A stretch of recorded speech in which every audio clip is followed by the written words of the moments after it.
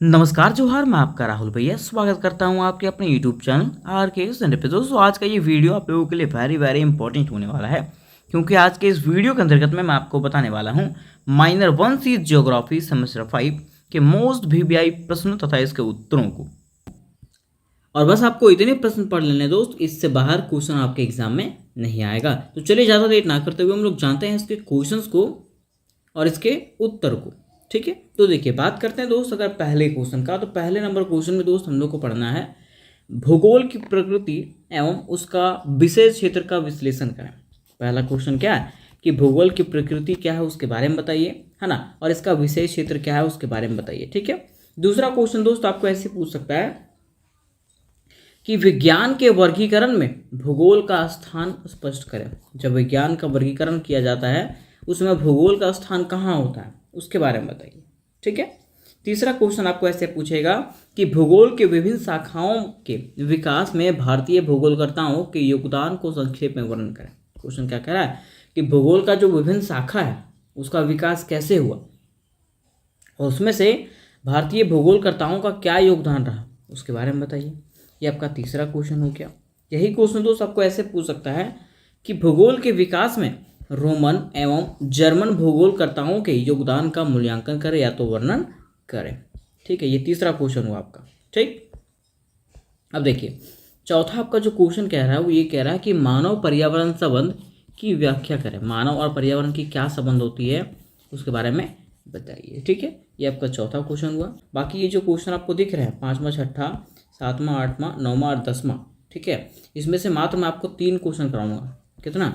3 question. ठीक है, तो 4 क्वेश्चन आप ऊपर वाला पढ़ लीजिए और 3 क्वेश्चन मैं नीचे, मतलब 4 3 7 क्वेश्चन और एक क्वेश्चन 1-2 क्वेश्चन एक्स्ट्रा करवा सकता हूँ। ठीक है, बस आपको इतने क्वेश्चन पढ़ना है, इससे बाहर क्वेश्चन आपके एग्जाम में नहीं आएगा। तो चलिए ज़्यादा लेट ना करते हुए हम लोग सबसे पहले जानते हैं क्वेश्चन नंबर 1 के आंसर को, है ना, उसके बाद दूसरा जानेंगे, तीसरा और फिर चौथा। ठीक है, तो आज का प्रश्न हमारा है भूगोल की प्रकृति एवं उसके विषय क्षेत्र का विश्लेषण करें। प्रश्न क्या है, भूगोल की प्रकृति के बारे में बताइए तथा उसके क्या क्या विषय क्षेत्र हैं, है ना, उसके तहत किन किन चीजों का अध्ययन किया जाता है उसके बारे में बताइए। तो सबसे पहले दोस्तों मैं आपको ये क्वेश्चन समझाता हूं, क्योंकि क्वेश्चन जो है ना थोड़ा सा घुमा के दिया हुआ है। अब क्वेश्चन आपको समझ में नहीं आ रहा हो कि आखिर भूगोल की प्रकृति किसको कहते हैं, है ना, तो मैं आपको बिल्कुल क्लियर कर देना चाहता हूं कि भूगोल की प्रकृति की बात करें तो सीधा समझिएगा कि भूगोल किसको कहते हैं ये चीज बताइए, और भूगोल जो है ना किस चीजों पर आधारित होता है, भूगोल के अंतर्गत में हम लोग किन चीजों का अध्ययन करते हैं उसके बारे में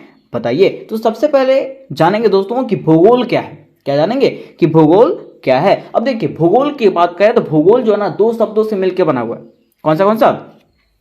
तो देखिए यहां पे लिखा हुआ भूमिका, और लिखेंगे इस प्रकार से कि भूगोल जो है, भूगोल शब्द जो है इसकी उत्पत्ति 2 ग्रीक शब्दों से हुई है, क्योंकि अंग्रेजी में इसको जियोग्राफी कहते हैं। ठीक है, तो ये जियो प्लस ग्राफी से मिलकर के बना हुआ है, जिसमें से जियो का अर्थ जो होता है वो पृथ्वी होता है और ग्राफी का जो अर्थ होता है वो क्या होता है, वर्णन करना होता है। अर्थात कह सकते हैं पृथ्वी का वर्णन करना ही भूगोल कहलाता है।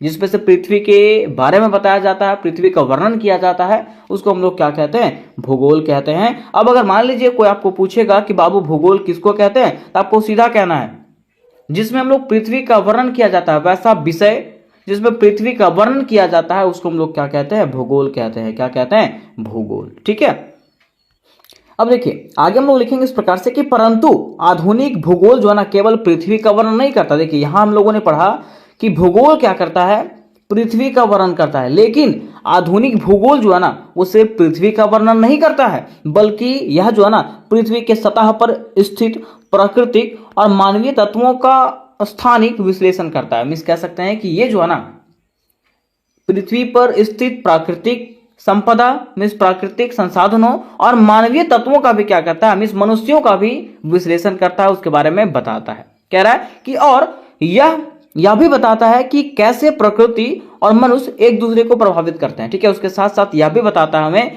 कि प्रकृति और मनुष्य जो है ना किस प्रकार से एक दूसरे को प्रभावित करता है, किस प्रकार से एक दूसरे पे आश्रित रहता है। जैसे कि हम लोग जानते हैं हमारा जो पूरा पृथ्वी है वो एक जाल तंत्र में बंधा हुआ है। किसमें? जाल तंत्र में बंधा हुआ है। ठीक है, जैसे कि मान लीजिए हम लोग हैं तो हम लोग खाद पे आश्रित हैं। ठीक है, फिर अगर शेर की बात करें, शेर मतलब जंगली जानवरों की बात करें, ठीक है, तो वे जो है पेड़ पौधों पे तो नहीं, ठीक है, जीव जंतुओं पे आश्रित होते हैं ना। उसी प्रकार से ये जो है ना पूरा खाद्य श्रृंखला बना हुआ है, ठीक है। तो वही कह रहा है कि यह जो है ना ये भी बताता है कि प्रकृति और मनुष्य के बीच में क्या संबंध होता है, ठीक है। आगे कह रहा है कि ऐसा भी कहा जाता है कि भूगोल जो है ना एक सामाजिक तथा भौतिक विज्ञान है।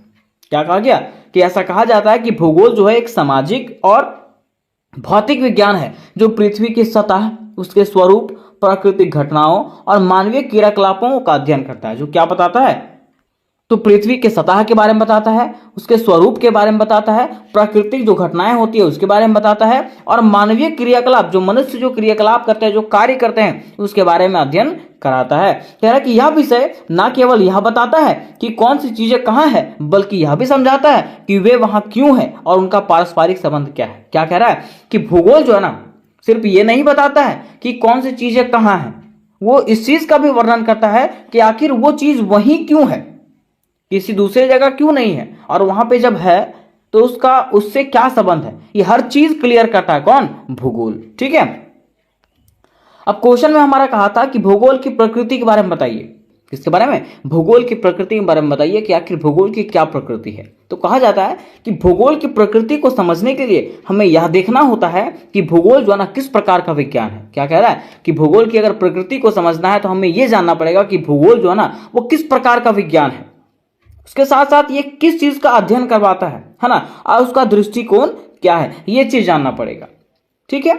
अब देखिए यहां पे कह रहा है कि विज्ञान की दोहरी प्रकृति, इस विज्ञान जो है दो प्रकार का होता है। क्या क्या, तो कह रहा है कि भूगोल जो है ना एक प्राकृतिक विज्ञान है और सामाजिक विज्ञान। यहाँ पे क्या कह रहा है, भूगोल की प्रकृति के बारे में बता रहा है कि भूगोल जो है प्राकृतिक विज्ञान भी है और सामाजिक विज्ञान भी है, क्योंकि ये प्राकृतिक के बारे में भी बताता है और मनुष्यों के बारे में भी जानकारियां प्रस्तुत करता है, इसलिए इसे प्राकृतिक विज्ञान और सामाजिक विज्ञान दोनों कहते हैं, है ना।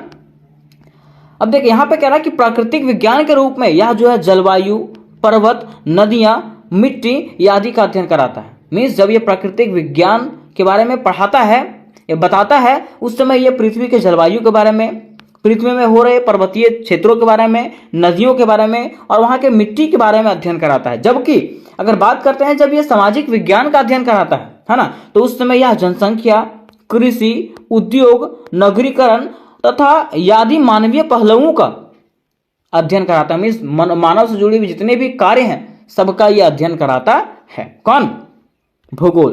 तो इस प्रकार से हम लोग कह सकते हैं कि भूगोल जो है ना प्राकृतिक विज्ञान भी है और सामाजिक विज्ञान भी है, क्योंकि ये दोनों के बारे में जानकारियां प्रदान करता है, ठीक है।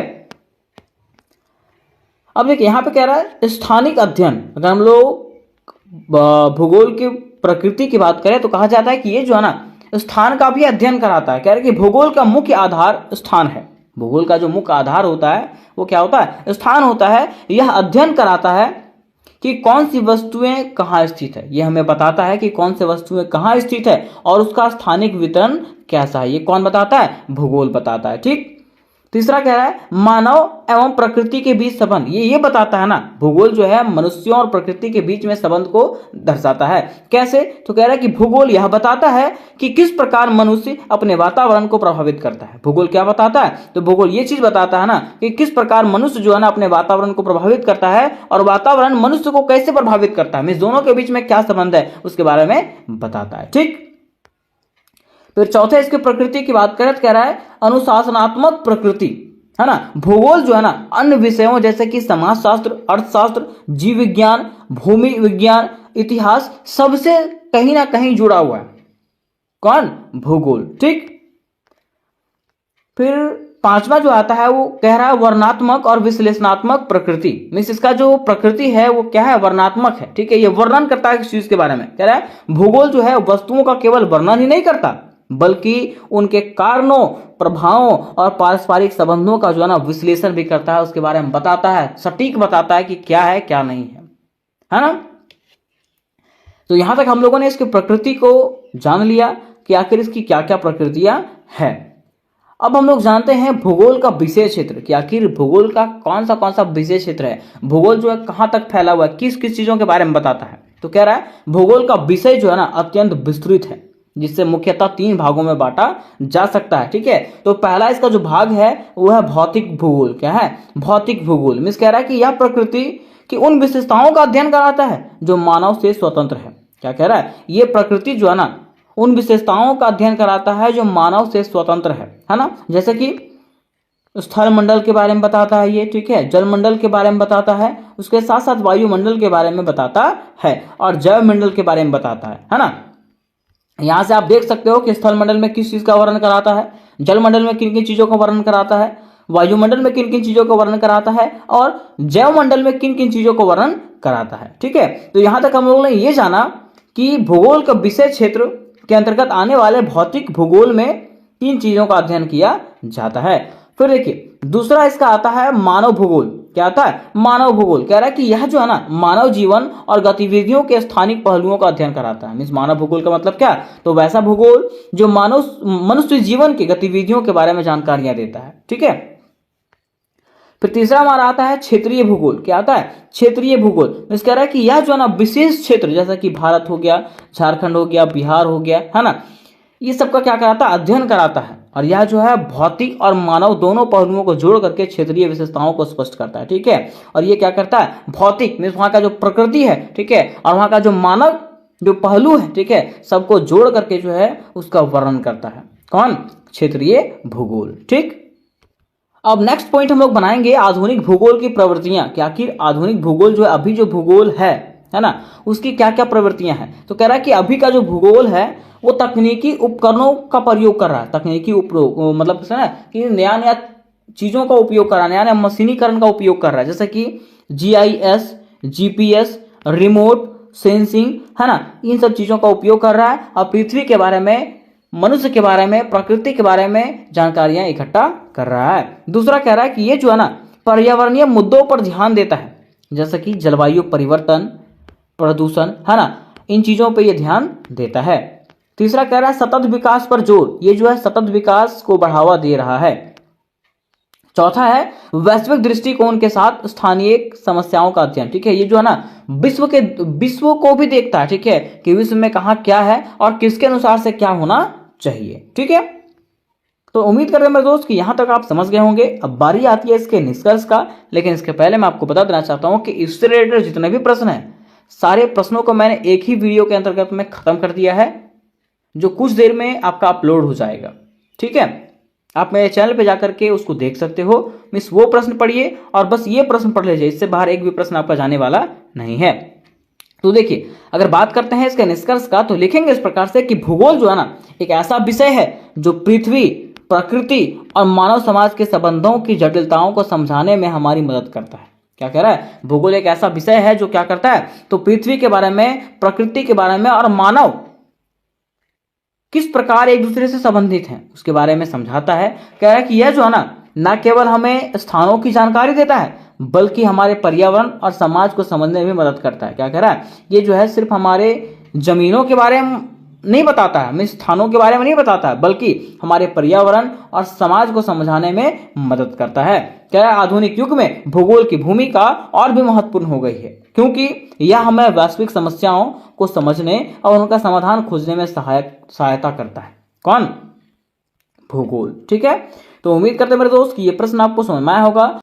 दोस्तों आज की वीडियो में हम लोग एक महत्वपूर्ण प्रश्न को क्लियर करने वाले हैं, जो आपका इस प्रकार से है। तो आज का प्रश्न हमारा है, विज्ञान के वर्गीकरण में भूगोल का स्थान स्पष्ट करें। प्रश्न क्या कह रहा है कि विज्ञान के वर्गीकरण में, विज्ञान को बांटने में भूगोल किस प्रकार से मदद करता है उसके बारे में बताइए, और भूगोल का स्थान वहां पे कहाँ है। जब हम लोग विज्ञान को बांटते हैं अलग अलग भागों में, तो क्या विज्ञान के भागों में भूगोल भी आता है, और अगर भूगोल आता है तो कौन से स्थान पे आता है उसके बारे में बताना है। तो सबसे पहले मेरे दोस्त हम लोग को यह जानना पड़ेगा कि आखिर विज्ञान क्या है। क्या जानना पड़ेगा, विज्ञान क्या है। तो लिखेंगे दोस्त इस प्रकार से कि विज्ञान जो है ना हमारे संस्कृत शब्द से मिलकर बना है। किससे, संस्कृत के शब्द से मिलकर बना है, और संस्कृत के दो शब्दों से मिलकर बना हुआ है।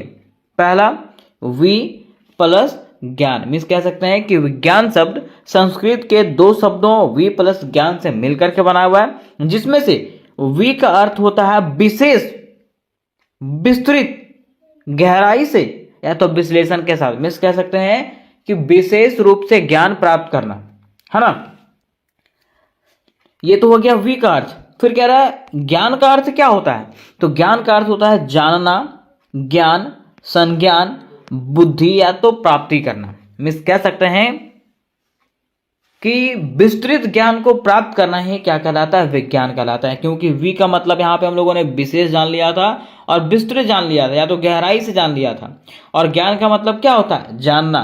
मिस वही कह सकते हैं गहराई से किसी चीज को जानना, विस्तृत रूप से किसी चीज को जानना, विशेष रूप से किसी चीज को जानना ही क्या कहलाता है मेरे दोस्त, विज्ञान कहलाता है। क्या कहलाता है, विज्ञान। ठीक है, तो वही यहाँ पे लिखा हुआ। अंततः हम कह सकते हैं कि विज्ञान जो है वी प्लस ज्ञान का शाब्दिक मेल है, जिसका अर्थ होता है विशेष रूप से प्राप्त करना, या तो विशेष रूप से प्राप्त ज्ञान, या तो गहराई से समझा गया ज्ञान, है ना। उसी को हम लोग क्या कहते हैं, विज्ञान। में सीधा रूप से हम लोग कह सकते हैं विशेष रूप से प्राप्त किए ज्ञान को हम लोग क्या कहते हैं, विज्ञान कहते हैं। क्या कहते हैं, विज्ञान कहते हैं। ठीक है, इस प्रकार से हम लोग परिभाषा में और परिचय में स्टार्टिंग में लिख देंगे। ठीक, उसके बाद कह रहा मेरे दोस्त कि विज्ञान का मूल उद्देश्य क्या, आखिर विज्ञान जो शब्द है उसका मूल उद्देश्य क्या है, मुख्य उद्देश्य क्या है इसका। तो कहा जाता है कि विज्ञान का मुख्य उद्देश्य प्रकृति, मानव समाज और उनके बीच होने वाले संबंधों को समझना है। विज्ञान का मतलब क्या होता है, इसका उद्देश्य क्या है, तो इसका उद्देश्य है कि प्रकृति के साथ, मानव के साथ, समाज के साथ और उनके बीच क्या क्या संबंध है। इस प्रकृति, मानव, समाज और उनके बीच में क्या क्या संबंध है उसके बारे में समझाना या तो बताना, है ना। कह रहे विज्ञान को सामान्य रूप से दो मुख्य भागों में बांटा गया है। विज्ञान को जो है दो भागों में बांटा गया है, पहला प्रकृति विज्ञान, दूसरा सामाजिक विज्ञान। याद रखिएगा, विज्ञान को जो है दो भागों में बांटा गया है, प्राकृतिक विज्ञान और सामाजिक विज्ञान, है ना। कह रहे दोस्त, जबकि अगर भूगोल की बात करें तो कहा गया कि भूगोल एक ऐसा विषय है जो इन दोनों के बीच में पुल का काम करता है, मीन्स ब्रिज का काम करता है। किसके बीच में, तो प्राकृतिक विज्ञान और सामाजिक विज्ञान के बीच में यह ब्रिज का काम करता है। कह रहा है यह न केवल पृथ्वी की भौतिक विशेषताओं जैसे पर्वत, नदियां, जलवायु आदि का अध्ययन करता है, बल्कि मानव जीवन, उसकी गतिविधियों और पर्यावरण के बीच संबंधों को भी समझता है। मिस कह रहा है दोस्त कि भूगोल एक ऐसा विषय है जो सिर्फ प्राकृतिक विज्ञान का नहीं बल्कि सामाजिक विज्ञान का भी अध्ययन कराता है। प्राकृतिक विज्ञान में क्या क्या आता है, प्राकृतिक की चीजें जैसे पर्वत हो गया, नदी हो गया, जलवायु हो गया, है ना, इसका भी अध्ययन कराता है। उसके साथ साथ सामाजिक विज्ञान में समाज के जीवन का भी अध्ययन कराता है। इसलिए कहा गया है कि ये दोनों विज्ञान के बीच में पुल का काम करता है ना। अब थोड़ा सा हम लोग समझते हैं विज्ञान का वर्गीकरण। मैंने आपको बताया था कि विज्ञान को दो भागों में बांटा गया, वही यहाँ पे बताया गया कि विज्ञान को मुख्यतः निम्न प्रकार से वर्गीकृत किया गया है। पहला उसमें से आता है प्राकृतिक विज्ञान, जिसको हम लोग नेचुरल साइंसेस कहते हैं, और दूसरा हमारा आता है सामाजिक विज्ञान, है ना। अब नेचुरल साइंस क्या है, प्राकृतिक विज्ञान क्या है, वो चीज यहाँ पे आपको विस्तृत रूप से बताया गया है।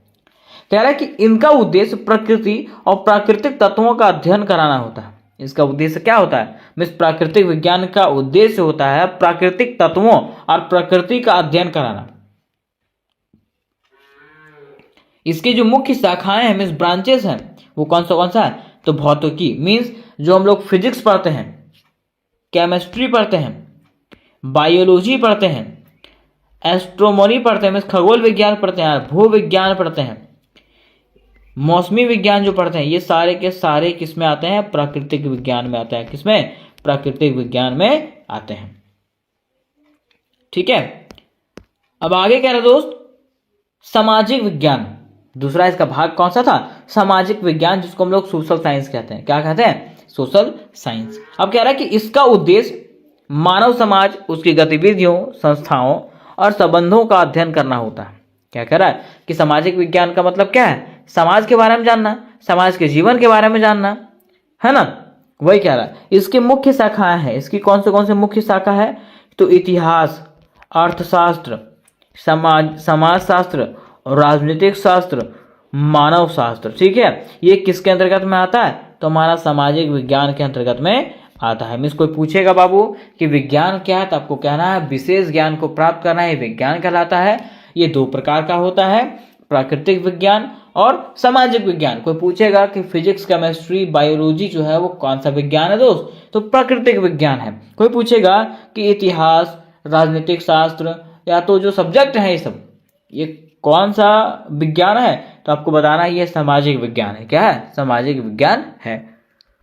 तो यहां तक हम लोगों ने ये कंप्लीटली जान गया। अब यहाँ पे कह रहा है कि आखिर भूगोल विज्ञान की मिश्रित शाखा कैसे, या तो भूगोल जो है ना इन दोनों के बीच में वर्गीकरण में कहाँ स्थान रखता है, उसके बारे में बताइए। तो कहा गया कि भूगोल एक ऐसा विषय है जिसे अर्थ वैज्ञानिक या तो दोहरे स्वरूप वाला विज्ञान कहा जाता है। क्या कह रहा है कि भूगोल एक ऐसा विषय होता है जिसको अर्ध वैज्ञानिक या तो दोहरे स्वरूप वाला विज्ञान में, इस दोनों में आता है। ये प्राकृतिक में भी आता है और किस में आता है? सामाजिक में भी आता है। क्योंकि जब लोग भूगोल पढ़ते हैं तो भूगोल में प्राकृतिक की चीजों के बारे में बताया जाता है और मानव से संबंधित चीजों के बारे में बताया जाता है ना। इसलिए कहा गया कि भूगोल जो है ना मिश्रित शाखा है, दोहरे स्वरूप वाला विज्ञान है ये। ठीक, इसका कारण यह है कि भूगोल में एक और भौतिक तत्वों जैसे कि हम लोग प्राकृतिक, नदी, जलवायु का अध्ययन होता है, इसको हम लोग प्राकृतिक विज्ञान से ये जोड़ता है ना। जबकि दूसरा कह रहा है दूसरी ओर जो ना यह मानव की गतिविधियों जैसे कि खेती, व्यापार, जनसंख्या, शहरों का विकास आदि का भी अध्ययन कराता है, जो इसको सामाजिक विज्ञान से जोड़ता है। इस दोनों तरफ से ये फायदा ले रहा है। ठीक है, ये प्राकृतिक विज्ञान से भी और सामाजिक विज्ञान से भी फायदा ले रहा है, ये दोनों से जुड़ा हुआ है। कह रहा इसलिए भूगोल को दोहरा चरित्र वाला विज्ञान माना गया है। किसको? भूगोल को जो है दोहरा चरित्र वाला, मीन्स ये दोनों है, प्राकृतिक विज्ञान भी और सामाजिक विज्ञान भी, है ना। तो इस प्रकार से यहां तक आपको लिख करके बताना है। अब देखिए यहां पे कह रहा है कि भूगोल का स्थान, कि आखिर भूगोल का स्थान कहाँ है? प्राकृतिक विज्ञान में और सामाजिक विज्ञान में, है ना। और ये प्राकृतिक विज्ञान और सामाजिक विज्ञान में पुल का काम कैसे करता है? तो कह रहा दोस्त कि भूगोल और प्राकृतिक विज्ञान, भूगोल और प्राकृतिक विज्ञान का क्या संबंध है ना। तो कह रहा भूगोल का भौतिक पक्ष पूर्णतः प्राकृतिक विज्ञान के अंतर्गत आता है। मीन्स भूगोल का जो भौतिक पक्ष है वो पूरे तरीके से प्राकृतिक विज्ञान के अंतर्गत ही आता है। उदाहरण के लिए देखिएगा, कह रहा है इसके अंतर्गत में मतलब भू आकृति विज्ञान पढ़ते हैं। मीन्स पृथ्वी की सतह की आकृतियों के बारे में पर्वत, मैदान, पठार आदि का अध्ययन करते हैं। ठीक है, तो इसमें से हम लोग भूगोल में भी पढ़ते हैं और विज्ञान में भी पढ़ते हैं। दूसरा कह रहा है जलवायु विज्ञान, यह मौसम और जलवायु से संबंधित है। ठीक है, तीसरा कह रहा है मृदा विज्ञान, यह मिट्टी के प्रकार, संरचना और वितरण का अध्ययन करता है। फिर चौथा कह रहा है जल विज्ञान, ये जल विज्ञान भी है क्योंकि इसमें नदियों, झीलों और जल चक्र का अध्ययन किया जाता है ना। जबकि साइंस में भी हम लोग ये सारी चीजों को पढ़ते हैं, इस प्राकृतिक विज्ञान में भी हम लोग ये चीजों को पढ़ते हैं, है ना। और ये भूगोल में भी पढ़ते हैं। मीन्स भूगोल और प्राकृतिक विज्ञान दोनों का दोनों एक ही जैसा है, इसमें कहा गया। ठीक, दूसरा हमारा आता है भूगोल और सामाजिक विज्ञान। मीन्स भूगोल और सामाजिक विज्ञान के बीच में क्या संबंध है? तो कहा गया कि भूगोल का मानव पक्ष सामाजिक विज्ञान से संबंधित है। भूगोल का जो मानव पक्ष है वो किससे संबंधित है? तो सामाजिक विज्ञान से संबंधित है। कैसे? तो उदाहरण के लिए बताया गया है जनसंख्या भूगोल, इसमें हम लोग जनसंख्या के बारे में पढ़ते हैं, है ना। इसको जनसंख्या भूगोल भी कहा जाता है। कह रहा है इसमें हम लोग जनसंख्या वितरण, घनत्व, वृद्धि आदि का अध्ययन करते हैं। दूसरा कह रहा है इसको आर्थिक भूगोल भी कहते हैं। क्यों? क्योंकि इसमें से हम लोग उद्योग, व्यापार, कृषि या संस्थानों का अध्ययन भी करते हैं। तीसरा कह रहा है नगरीय भूगोल, इसको नगरीय भूगोल भी कहते हैं क्योंकि हम लोग इसमें से शहरों का विकास और नगर नियोजन के बारे में भी जानकारी प्राप्त करते हैं। और चौथा कह रहा है ये राजनीतिक भूगोल भी है। क्यों? क्योंकि इसमें से हम लोग सीमाएं, राष्ट्र और राज्य और राजनीतिक प्रभाव के बारे में भी जानकारियां प्राप्त करते हैं। और ये सारे चीज़ों को जो है ना हम लोग सामाजिक विज्ञान में पढ़ते हैं। किसमें? सामाजिक विज्ञान में पढ़ते हैं। तो इस प्रकार से भूगोल जो है सामाजिक विज्ञान के साथ भी संबंध रखता है। तो यहाँ तो दोस्तों हम लोगों ने ये क्वेश्चन को समाप्त किया। अब बारी आती है अंत में उपसंहार का, मीन्स निष्कर्ष का। तो निष्कर्ष में लिखेंगे इस प्रकार से कि विज्ञान के वर्गीकरण में भूगोल का विशेष और अद्वितीय स्थान है। अगर विज्ञान को बांटने की बात करें तो विज्ञान को बांटने में जो है ना इसका अहम योगदान है ना। ये दोनों तरफ से है। ठीक है, कह रहा है यह ना तो केवल प्राकृतिक विज्ञान है और ना ही केवल सामाजिक विज्ञान। ये जो है ना सिर्फ प्राकृतिक विज्ञान नहीं है या तो सिर्फ सामाजिक विज्ञान नहीं है, ये दोनों के तत्वों को समाहित करता है। दोनों में ये मिला जुला है ना। और दोनों को ये क्या करता है? जोड़ता है। क्या है कि भूगोल का कार्य है मानव और पर्यावरण के बीच में संतुलन स्थापित करना। जहां पर हम भूगोल के कार्य की बात कर रहे हैं तो कहा जाता है कि भूगोल का कार्य होता है मानव और पर्यावरण के बीच में संतुलन स्थापित करना। इसलिए भूगोल को एक समन्वित विज्ञान माना गया। मीन्स दोनों में मिला जुला विज्ञान माना गया। किसको? भूगोल को। ठीक है। अब कह रहा है कि भूगोल हमें सिखाता है कि कैसे हम पृथ्वी के संसाधनों का समझदारी से उपयोग करें और एक बेहतर, सतत और संतुलित जीवन जी सकें। कौन सिखाता हमें? तो भूगोल सिखाता है। तो उम्मीद करता हूं मेरे दोस्त ये प्रश्न आपको समझ में आया होगा। दोस्तों आज के वीडियो में हम लोग एक नहीं 4 ऐसे प्रश्नों को क्लियर करने वाले हैं जो आपके एग्जामिनेशन में 100% पूछा जाएगा, है ना। तो आखिर वो प्रश्न कौन से हैं? तो प्रश्न आपका इस प्रकार से है। पहला कि भूगोल के विभिन्न शाखाओं के विकास में भारतीय भूगोलवेताओं के योगदान को संक्षेप में वर्णन करें। प्रश्न क्या पूछ रहा है कि भूगोल के विभिन्न शाखा के विकास में भारत के भूगोलकर्ताओं का क्या योगदान रहा है। पहला क्वेश्चन आपका ये हो गया। दूसरा क्वेश्चन आपको पूछ सकता है दोस्त कि भूगोल के विकास में रोमन विद्वानों या तो रोमन भूगोलवेताओं के क्या योगदान है। ठीक। तीसरा क्वेश्चन आपको इसी तरह से पूछ सकता है कि भूगोल के विकास में जर्मन भूगोलवेताओं का योगदान का वर्णन करें। और चौथा प्रश्न आपका रहेगा दोस्त कि भूगोल के विभिन्न शाखाओं के विकास में भारतीय, रोमन और जर्मन भूगोलवेताओं का योगदान का वर्णन करें। मैं सीधा समझिएगा कि आपको यहाँ पे पूछा गया है कि भूगोल के विभिन्न शाखाओं के विकास में या तो भूगोल के विकास में भारतीय भूगोलवेता, रोमन के विद्वान या तो रोमन भूगोलवेता और जर्मन के भूगोलकर्ताओं ने किस प्रकार से योगदान अपना निभाया है उसके बारे में बताइए। तो चलिए दोस्तों आज के वीडियो में हम लोग ये समझते हैं कि आखिर भूगोल के विकास में किस प्रकार से भारतीय, रोमन और जर्मन भूगोलकर्ताओं ने अपना योगदान निभाया है। लेकिन उसके पहले हम लोग को ये समझना पड़ेगा कि आखिर भूगोल क्या है। क्या समझना पड़ेगा कि आखिर भूगोल क्या है। तो सबसे पहले मेरे दोस्त लिखेंगे परिचय। क्या लिखेंगे? परिचय। और लिखेंगे इस प्रकार से कि भूगोल एक ऐसा विषय है जो पृथ्वी, मानव, जलवायु और पर्यावरण तथा उनके आपसी संबंधों का अध्ययन कराता है। क्या कह रहा है कि भूगोल एक वैसा विषय है जो हमें पृथ्वी, मानव, जलवायु, पर्यावरण तथा उनके आपसी संबंध, आखिर उनके बीच में आपस में क्या संबंध है, आखिर पृथ्वी और मानव के बीच में क्या संबंध है। ठीक है। जलवायु और पर्यावरण के बीच में क्या संबंध है, या तो जलवायु पर्यावरण का पृथ्वी और मानव के साथ क्या संबंध है, ये जो है ना हमें कौन बताता है? तो भूगोल बताता है। कौन बताता है? भूगोल। ठीक है। कह रहा भूगोल के विकास में कई देशों के विद्वानों का योगदान रहा। भूगोल के विकास में जो है ना कई देशों के विद्वानों का योगदान रहा है, जिसमें से भारत, रोमन साम्राज्य और जर्मनी के विद्वानों की भूमिका विशेष रूप से महत्वपूर्ण रही है। किसकी? तो भारत की, रोमन की और जर्मनी के विद्वानों की जो भूमिका है ये क्या रही है? बहुत ही महत्वपूर्ण रही है। तो चलिए मेरे दोस्त हम लोग समझते हैं कि आखिर किस प्रकार से इनकी भूमिकाएं जो है वो महत्वपूर्ण रही है। तो सबसे पहले हम लोग जानेंगे इनके पॉइंट्सों को। और यहाँ पे पॉइंट में कहा गया कि इन्होंने भूगोल की विभिन्न शाखाओं जैसे कि प्राकृतिक भूगोल, मानव भूगोल, राजनीतिक भूगोल, आर्थिक भूगोल और क्षेत्रीय भूगोल को विकसित किया। इन्होंने क्या किया? भूगोल की शाखा बनाया, मीन्स अलग अलग ब्रांच बनाया। किसका?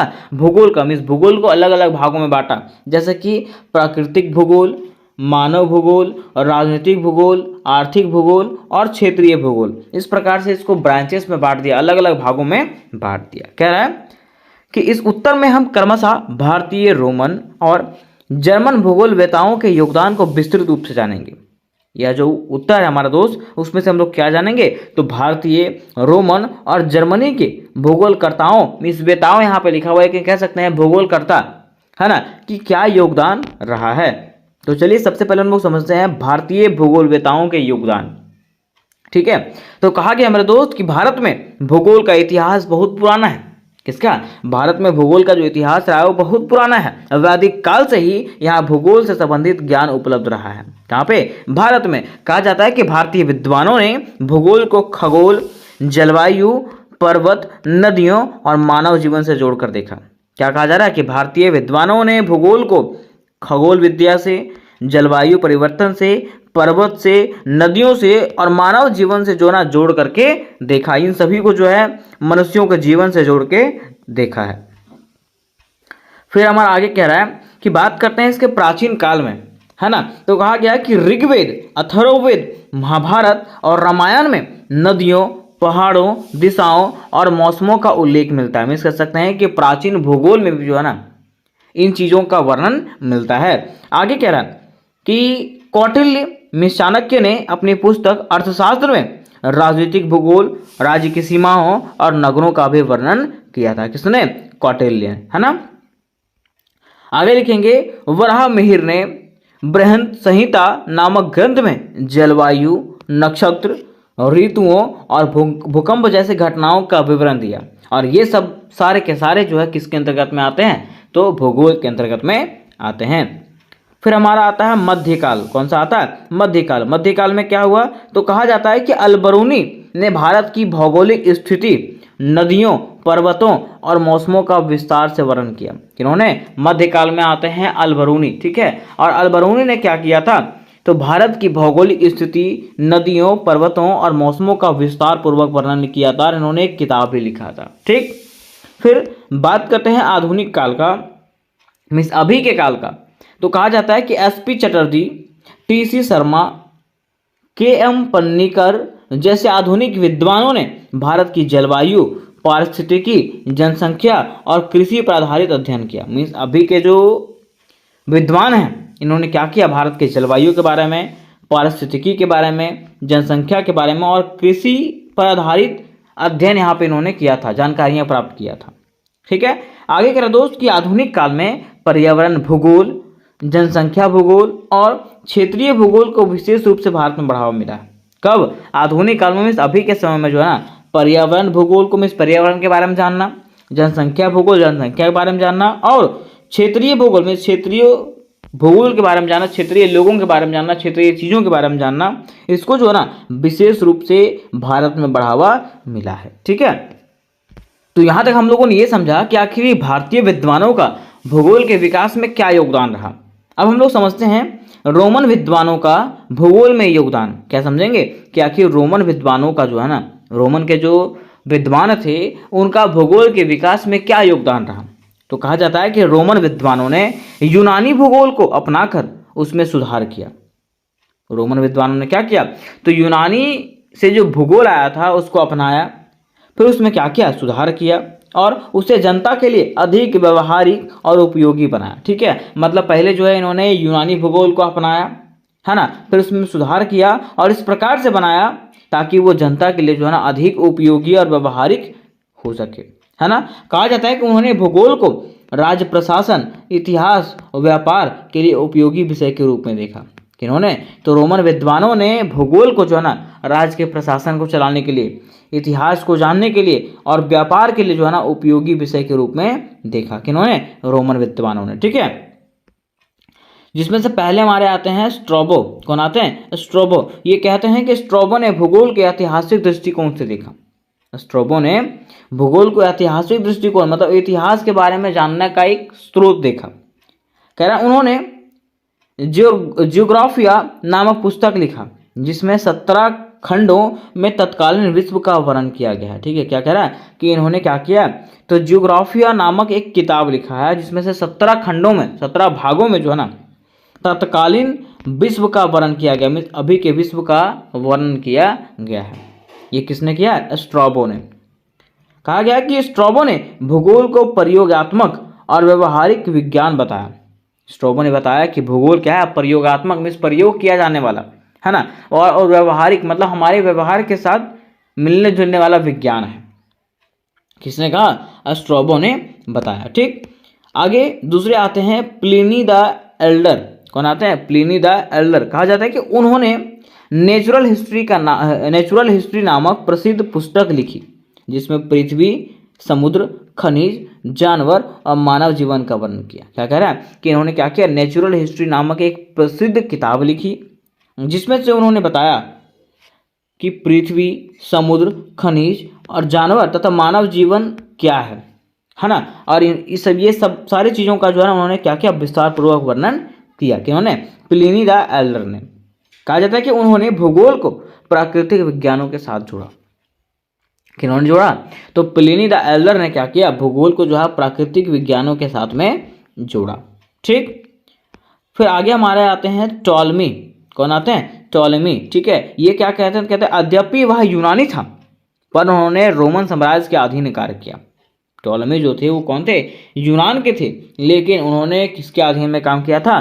तो रोमन साम्राज्य के अधीन में इन्होंने काम किया था। कहा जाता है कि उसने ज्योग्राफिया नामक पुस्तक में स्थान निर्देशांक, नक्शे और गणनाओं का उपयोग किया। अब देखिए, इसके पहले हम लोगों ने पढ़ा था कि कोई ऐसे विद्वान थे जिन्होंने ज्योग्राफिया मीन्स कौन थे? तो स्ट्रैबो ऐसे विद्वान थे जिन्होंने क्या किया था? ज्योग्राफिया नामक किताब लिखा था, है ना। अब इसमें उन्होंने क्या किया? तो इसमें जो है ना उन्होंने निर्देशांक मतलब किस चीज़ को निर्देश किया, गणना किया, ठीक है, और नक्शा उसमें उपयोग किया। कहा जाता है कि प्लेटोमी का कार्य आज के मानचित्र विज्ञान की नींव मानी जाती है। मीन्स इनका जो कार्य रहा, निर्देशांक करना, नक्शों और गणनाओं का उपयोग करना, ये जो कार्य है वो आज के मानचित्र विज्ञान में भी जो है ना इनकी नींव मानी जाती है, में शुरुआत मानी जाती है। किनकी? तो टॉलमी का। ठीक है, अब मेरे दोस्त बारी आती है हम लोग को जानने का कि जर्मन भूगोलवेताओं का योगदान, कि आखिर जर्मन विद्वान जो थे उनका भूगोल के विकास में क्या योगदान रहा है। तो कहा जाता है कि जर्मनी को आधुनिक भूगोल का जनक माना जाता है। किसको? जर्मनी को जो दोस्त आधुनिक भूगोल का जनक माना जाता है। यहाँ के विद्वानों ने भूगोल को वैज्ञानिक, सांख्यिकी और विश्लेषणात्मक रूप से प्रस्तुत किया। क्या कह रहा है कि यहाँ के जो विद्वान हैं उन्होंने कहा कि ये वैज्ञानिक, सांख्यिकी और विश्लेषणात्मक है। ठीक है, जबकि देखिए पहला हम लोगों ने जब भारत के बारे में जाना था तो भारत के भूगोलवेताओं ने कहा था कि भारत जो है मतलब भूगोल जो है वो खगोल, जलवायु, पर्वत, नदियों और मानव जीवन से संबंधित है। ठीक है, अब जब हम लोगों ने रोमन विद्वानों को देखा तो इन्होंने कहा कि उन्होंने भूगोल को जो है राज्य प्रशासन, इतिहास और व्यापार के लिए उपयोगी विषय माना। ठीक, और जब हम लोगों ने जर्मन भूगोलवेताओं के योगदान के बारे में जाना तो यहाँ पे ये कह रहे हैं कि भूगोल को जो है ना वैज्ञानिक, सांख्यिकी और विश्लेषणात्मक रूप में प्रयुक्त किया है। ठीक है, मतलब तीनों का मत जो था वो अलग अलग था, तीनों ने अलग अलग तरीके से भूगोल का विकास किया। अब इसमें से हमारे जो भूगोलकर्ता आते हैं वो आते हैं अलेक्जेंडर ऑन हम्बोल्ट। ठीक है, ये क्या कहते हैं? ये कहते हैं कि उसे आधुनिक भौतिक भूगोल का जनक कहा जाता है। किन्हें? अलेक्जेंडर ऑन हम्बोल्ट को जो है ना क्या कहा जाता है? आधुनिक भौतिक भूगोल का जनक मीन्स पिता कहा जाता है ना। कह रहा है उसने कॉस्मोस नामक ग्रंथ लिखा। किसने? तो अलेक्जेंडर ऑन हम्बोल्ट ने कॉस्मोस नामक ग्रंथ लिखा जिसमें से पृथ्वी की जलवायु, वायुमंडल, वनस्पति, पर्वत, नदियों आदि का वैज्ञानिक अध्ययन किया गया। ठीक है, किसने लिखा? तो अलेक्जेंडर ने लिखा था, है ना, जिसमें से उन्होंने पृथ्वी की जलवायु के बारे में, वायुमंडल के बारे में, वनस्पति के बारे में, पर्वत के बारे में, नदियों के बारे में जो है ना अध्ययन किया था। ठीक है, अब दूसरे हमारे आते हैं कार्ल रिटर। कौन आते हैं? कार्ल रिटर कहते हैं कि उसने भूगोल को मानव जीवन से जोड़ा। इन्होंने क्या किया? भूगोल को जो है मानव जीवन से जोड़ा। उसका मानना था कि भूगोल केवल भूमि का अध्ययन नहीं है बल्कि मानव और प्रकृति के संबंधों का विश्लेषण करता है। कह रहा ना कि ये कहते थे कि भूगोल का मतलब सिर्फ भूमि के बारे में जानना नहीं है बल्कि यह भी जानना है कि मानव और प्रकृति के बीच में क्या संबंध है। ये कौन कहते हैं? तो कार्ल रिटर कहते हैं। कह रहा उसने भूगोल में ऐतिहासिक दृष्टिकोण को महत्व दिया। किन्होंने? तो कार्ल रिटर ने भूगोल में ऐतिहासिक दृष्टिकोण को जो है ना महत्व दिया था। अब नेक्स्ट आते हैं फ्रेडरिक रैटजेल। कौन आते हैं? फ्रेडरिक रैटजेल। अब ये क्या कहते हैं? तो कहा जाता है कि उसे मानव भूगोल का जनक माना जाता है। किनको? तो फ्रेडरिक रैटजेल को जो है ना मानव भूगोल का जनक कहा जाता है। उसने लेबेस्ट्रियम का सिद्धांत दिया, में जीविका स्थान का जो है ना सिद्धांत दिया था। किसने सिद्धांत दिया था? तो फ्रेडरिक रैटजेल ने। कहा जाता है कि उसने बताया कि राज्य एक जैविक इकाई है। उन्होंने ये कहा कि राज्य जो है वो जैविक इकाई में जीने का इकाई है जिसे विस्तार की आवश्यकता होती है, जो हमेशा जो है ना धीरे धीरे विस्तार होते रहता है। जैसे मान लीजिए यहाँ पे जनसंख्या बढ़ी तो इसका विस्तार होगा, अगर जनसंख्या बढ़ी तो इसका क्या होगा? कमी होगा, घटाव होगा। है ना। तो वही कह रहा है कि उसने बताया कि राज्य एक जैविक इकाई है जिसे विस्तार की आवश्यकता होती है। फिर कह रहा है उसने राजनीतिक भूगोल मीन्स पॉलिटिकल ज्योग्राफी की नींव रखी। किसने रखा, कोई पूछेगा पॉलिटिकल ज्योग्राफी मीन्स राजनीतिक भूगोल का नींव किसने रखा, तो आपको बताना है कि फ्रेडरिक रैटजेल ने राजनीतिक भूगोल का नींव रखा था। ठीक, अब यहां तो दोस्तों हम लोगों ने ये जान लिया कि आखिर भारत के जो भूगोल करता है, रोमन के जो भूगोल करता है और जर्मन के जो भूगोल करता है वो किस प्रकार से भूगोल का विकास किए, मतलब किस किस रूप में भूगोल का विकास किए। ठीक है, ये चीज के बारे में हम लोगों ने जाना। अब अंत में बारी आती है निष्कर्ष का। तो लिखेंगे इस प्रकार से कि भारतीय, रोमन और जर्मन भूगोलवेताओं का योगदान भूगोल के विकास की नींव है। क्या कह रहा है कि भारतीय, रोमन और जर्मन भूगोलवेताओं का जो योगदान रहा ना, उसने क्या किया, तो भूगोल के विकास की नींव रखा, मीन्स उसका बेस बनाया, आधार बनाया है ना। कह रहा भारत ने भूगोल को धार्मिक, खगोलीय और व्यवहारिक रूप से देखा। फिर रोमन विद्वानों ने भूगोल को ऐतिहासिक और प्रशासनिक रूप में विकसित किया तथा जर्मन विद्वानों ने क्या किया, तो भूगोल को वैज्ञानिक और मानव केंद्रित के रूप से देखा। मीन्स तीनों ने जो है ना इसको अलग अलग रूप में देखा।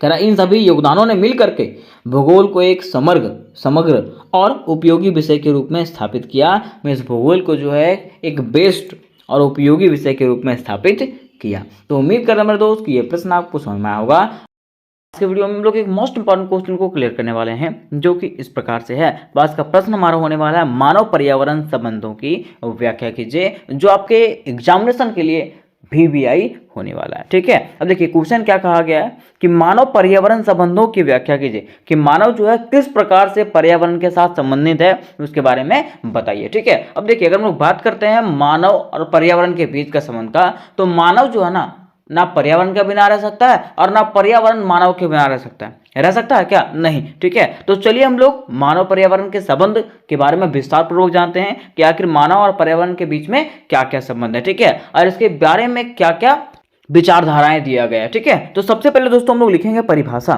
क्या लिखेंगे, परिभाषा। और परिभाषा किसके लिखेंगे, तो मानव पर्यावरण संबंध का। ठीक है, लिखेंगे इस प्रकार से कि मनुष्यों तथा पर्यावरण के बीच पाए जाने वाले संबंध को मानव पर्यावरण संबंध कहते हैं। ठीक है, आप तो समझ गए होंगे कि मनुष्यों और पर्यावरण के बीच में जो संबंध पाया जाता है वही संबंध को हम लोग क्या कहते हैं, पर्यावरण संबंध कहते हैं। क्या कहते हैं, पर्यावरण संबंध कहते हैं। ठीक है, ऐसा कहा जाता है कि मानव तथा पर्यावरण का आपस में गहरा तथा अटूट संबंध है। ऐसा कहा जाता है, लोग ऐसा कहते हैं, विद्वान ऐसा कहते हैं कि मानव मीन्स मनुष्य और पर्यावरण का जो है ना आपस में क्या होता है, गहरा और अटूट संबंध पाया जाता है। किसका किसका, मनुष्य और पर्यावरण का। कहा गया है कि मनुष्य पर्यावरण के बिना और पर्यावरण मनुष्य के बिना अधूरा है। मीन्स मनुष्य जो है, कोई व्यक्ति जो है पर्यावरण के बिना अधूरा है और पर्यावरण भी जो है ना मनुष्य के बिना अधूरा है। ना मनुष्य पर्यावरण के बिना रह सकता है और ना ही पर्यावरण मनुष्य के बिना रह सकता है। ठीक है, उसके बाद आपको पॉइंट बना के लिखना है कि मानव अपने जीवन की उत्पत्ति से ही पर्यावरण से संबंधित रहा है। मनुष्य जो है जब से मनुष्य का उत्पत्ति हुआ है तब से ही मनुष्य जो है ना पर्यावरण से संबंधित रहा है।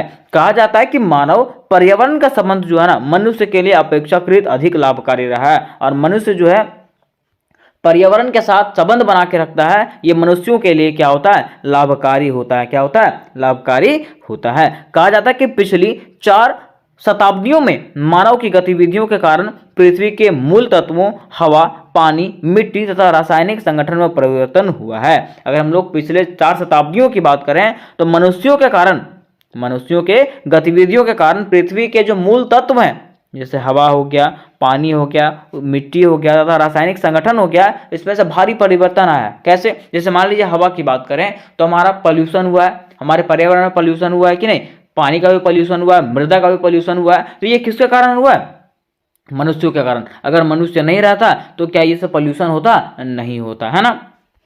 इसलिए कहा गया कि पिछली 4 शताब्दियों में मानव की गतिविधियों के कारण पृथ्वी के मूल तत्वों हवा, पानी और मिट्टी में क्या हुआ, परिवर्तन हुआ है। कहा जाता है कि मानव एवं पर्यावरण के बीच पाए जाने वाले संबंध को 3 भागों में बांटा गया। क्या कहा गया कि मानव, मनुष्य और पर्यावरण के बीच जो पाए जाने वाले संबंध हैं उसको 3 भागों में बांटा गया। कितने भागों में, 3 भागों में बांटा गया। वो 3 भाग कौन सा है? तो पहला भाग आपका पर्यावरण निश्चयवाद, क्या है? पर्यावरण निश्चयवाद। दूसरा है संभाव्यवाद, क्या है? संभाव्यवाद। और तीसरा है नव निश्चयवाद। ठीक है मिस, पहला जो अवधारणा आया था वो पर्यावरण निश्चयवाद का आया था, दूसरा संभाव्यवाद का आया था, और तीसरा जो आया था वो नव निश्चयवाद का आया था। ठीक है, तो चलिए दोस्तों हम लोग इसको एक एक करके क्लियर करते हैं कि आखिर पर्यावरण निश्चयवाद क्या है, संभाव्यवाद क्या है, और नव निश्चयवाद क्या है। ठीक है, तो देखिए दोस्तों, अगर हम लोग बात करते हैं पर्यावरण निश्चयवाद की अवधारणा का, किसका?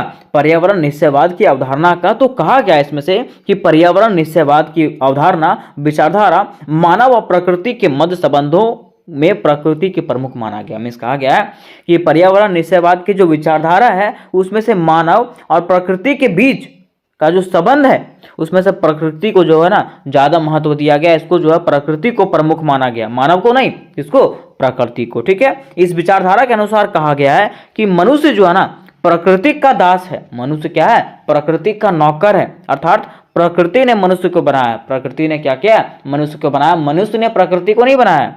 किसने बनाया? प्रकृति ने मनुष्य को बनाया। किसके द्वारा कहा गया? तो पर्यावरण निश्चयवाद की अवधारणा के तहत कहा गया है। ठीक है, आगे कहा गया है कि इसके अंतर्गत मनुष्य प्रकृति की अवहेलना नहीं कर सकता। मीन्स ये विचारधारा के अंतर्गत जो है ना, अगर हम लोग मनुष्यों की बात करें तो मनुष्य जो है ना प्रकृति की अवहेलना नहीं कर सकता। ठीक है, मीन्स प्रकृति के बारे में गलत नहीं कह सकता, क्योंकि ऐसा कहा गया है कि प्रकृति ने ही मनुष्य को बनाया है। ठीक है, आगे कहा गया कि आधुनिक काल में पर्यावरण निश्चयवादी विचारधारा का जन्म मुख्य रूप से जर्मनी में हुआ। अगर हम लोग आधुनिक काल की बात करें तो पर्यावरण निश्चयवादी विचारधारा जो है इसका जन्म जो है ना मुख्य रूप से कहाँ हुआ था? जर्मनी में। कोई पूछेगा कि निश्चयवादी विचारधारा का जन्म जो है वो कहाँ हुआ था? जर्मनी में। ठीक है, आगे कहा गया कि इस विचारधारा का प्रमुख प्रतिपादक विद्वान फ्रेडरिक रेटजेल को माना जाता है। किसको?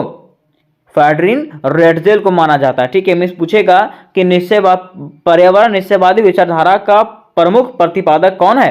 तो फ्रेडरिक रेटजेल है। ठीक है, आगे कहा गया है कि रेटजेल ने ही आधुनिक रूप से सर्वप्रथम यह बताया है कि मानव के समस्त क्रियाकलाप पर्यावरण से ही प्रभावित होते हैं। मिस रेटजेल ने ही आधुनिक रूप से यह बताया था, सर्वप्रथम बताया था कि मानव के समस्त क्रियाकलाप, मीन्स मनुष्य जितने भी क्रियाकलाप करता है वो पर्यावरण से ही प्रभावित होता है। ठीक है, आगे देखिए, कहा गया है कि सैंपुल के अनुसार यह कहा गया कि प्रकृति मानव की आत्मा एवं मस्तिष्क में प्रवेश करती है। मीन्स सैंपुल मतलब कौन सा? वो सैंपुल हम लोग लगाते हैं वो सैंपुल नहीं, ये एक विद्वान है ना, इन्होंने कहा है कि प्रकृति जो है ना मानव की आत्मा एवं मस्तिष्क में प्रवेश कर जाती है। क्या?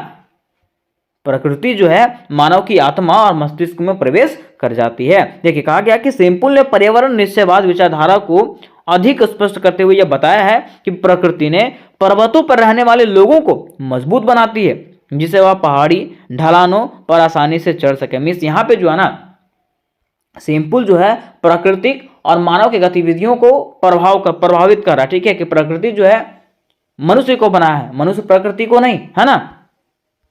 परंतु हुआ क्या कि द्वितीय विश्व युद्ध के बाद, कब? द्वितीय विश्व युद्ध के बाद पर्यावरण निश्चयवादी विचारधारा की आलोचना होने लगी, इसका बुराई होने लगा। किसका? पर्यावरण निश्चयवादी विचारधारा का। ठीक है, कहा जाने लगा कि विद्वानों के द्वारा यह विचार प्रकट किया गया कि मनुष्य जो है ना प्रकृति का दास नहीं है।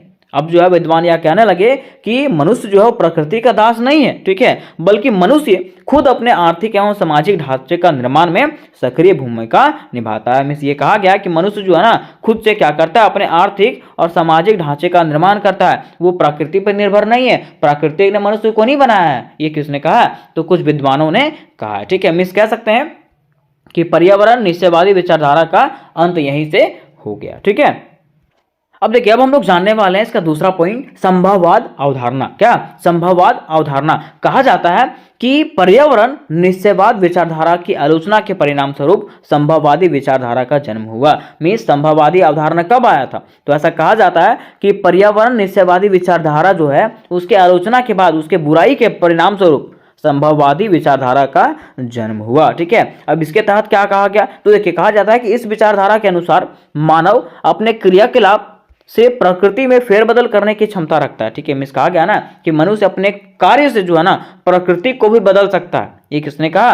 तो संभववादी अवधारणा के अनुसार कहा गया। ठीक है, अर्थात मानव अपने बुद्धि एवं तकनीक के द्वारा प्रकृति को कुछ सीमा तक बदल सकता है। कहा जाता है कि मनुष्य जो है ना अपनी बुद्धि एवं तकनीक के द्वारा क्या कर सकता है, प्रकृति को भी कुछ सीमा तक बदल सकता है। ये किसके तहत कहा गया, तो संभववादी विचारधारा के तहत कहा गया था। ठीक है, आगे कहा गया कि संभववादी विचारधारा का जन्म जो है फ्रांस में हुआ। संभववादी विचारधारा का जन्म कहाँ हुआ था, फ्रांस में। कोई पूछेगा आपको कि संभववादी विचारधारा का जन्म कहाँ हुआ, तो फ्रांस में हुआ। कहा जाता है कि फ्रांस के प्रमुख मानव भूगोलकर्ता ब्लास को इस विचारधारा का जन्मदाता माना जाता है। मीन्स फ्रांस के प्रमुख मानव कौन है, भूगोलकर्ता जो है ब्लास, इसको इस विचारधारा का जन्मदाता माना जाता है। किसको, संभववादी विचारधारा का जन्मदाता माना जाता है। ठीक है, आगे कहा गया कि संभववादी शब्द का सर्वप्रथम प्रयोग फ्रांसीसी विद्वान लुसियन फ्राबे ने किया था। कोई पूछेगा आपको कि संभववादी शब्द का सर्वप्रथम प्रयोग जो है वो किसने किया था, तो फ्रांसीसी विद्वान लुसियन फ्राबे ने किया था। ये सब एमसीक्यू में पूछ सकता है, इसलिए आप लोग याद करके रखिएगा। ठीक है, तो नेक्स्ट पॉइंट में कहा गया कि फ्राबे के अनुसार मानव का प्रकृति में उतना ही महत्व है जितना महत्व प्रकृति के अन्य तत्वों जैसे जलवायु, वनस्पति एवं मृदा का होता है।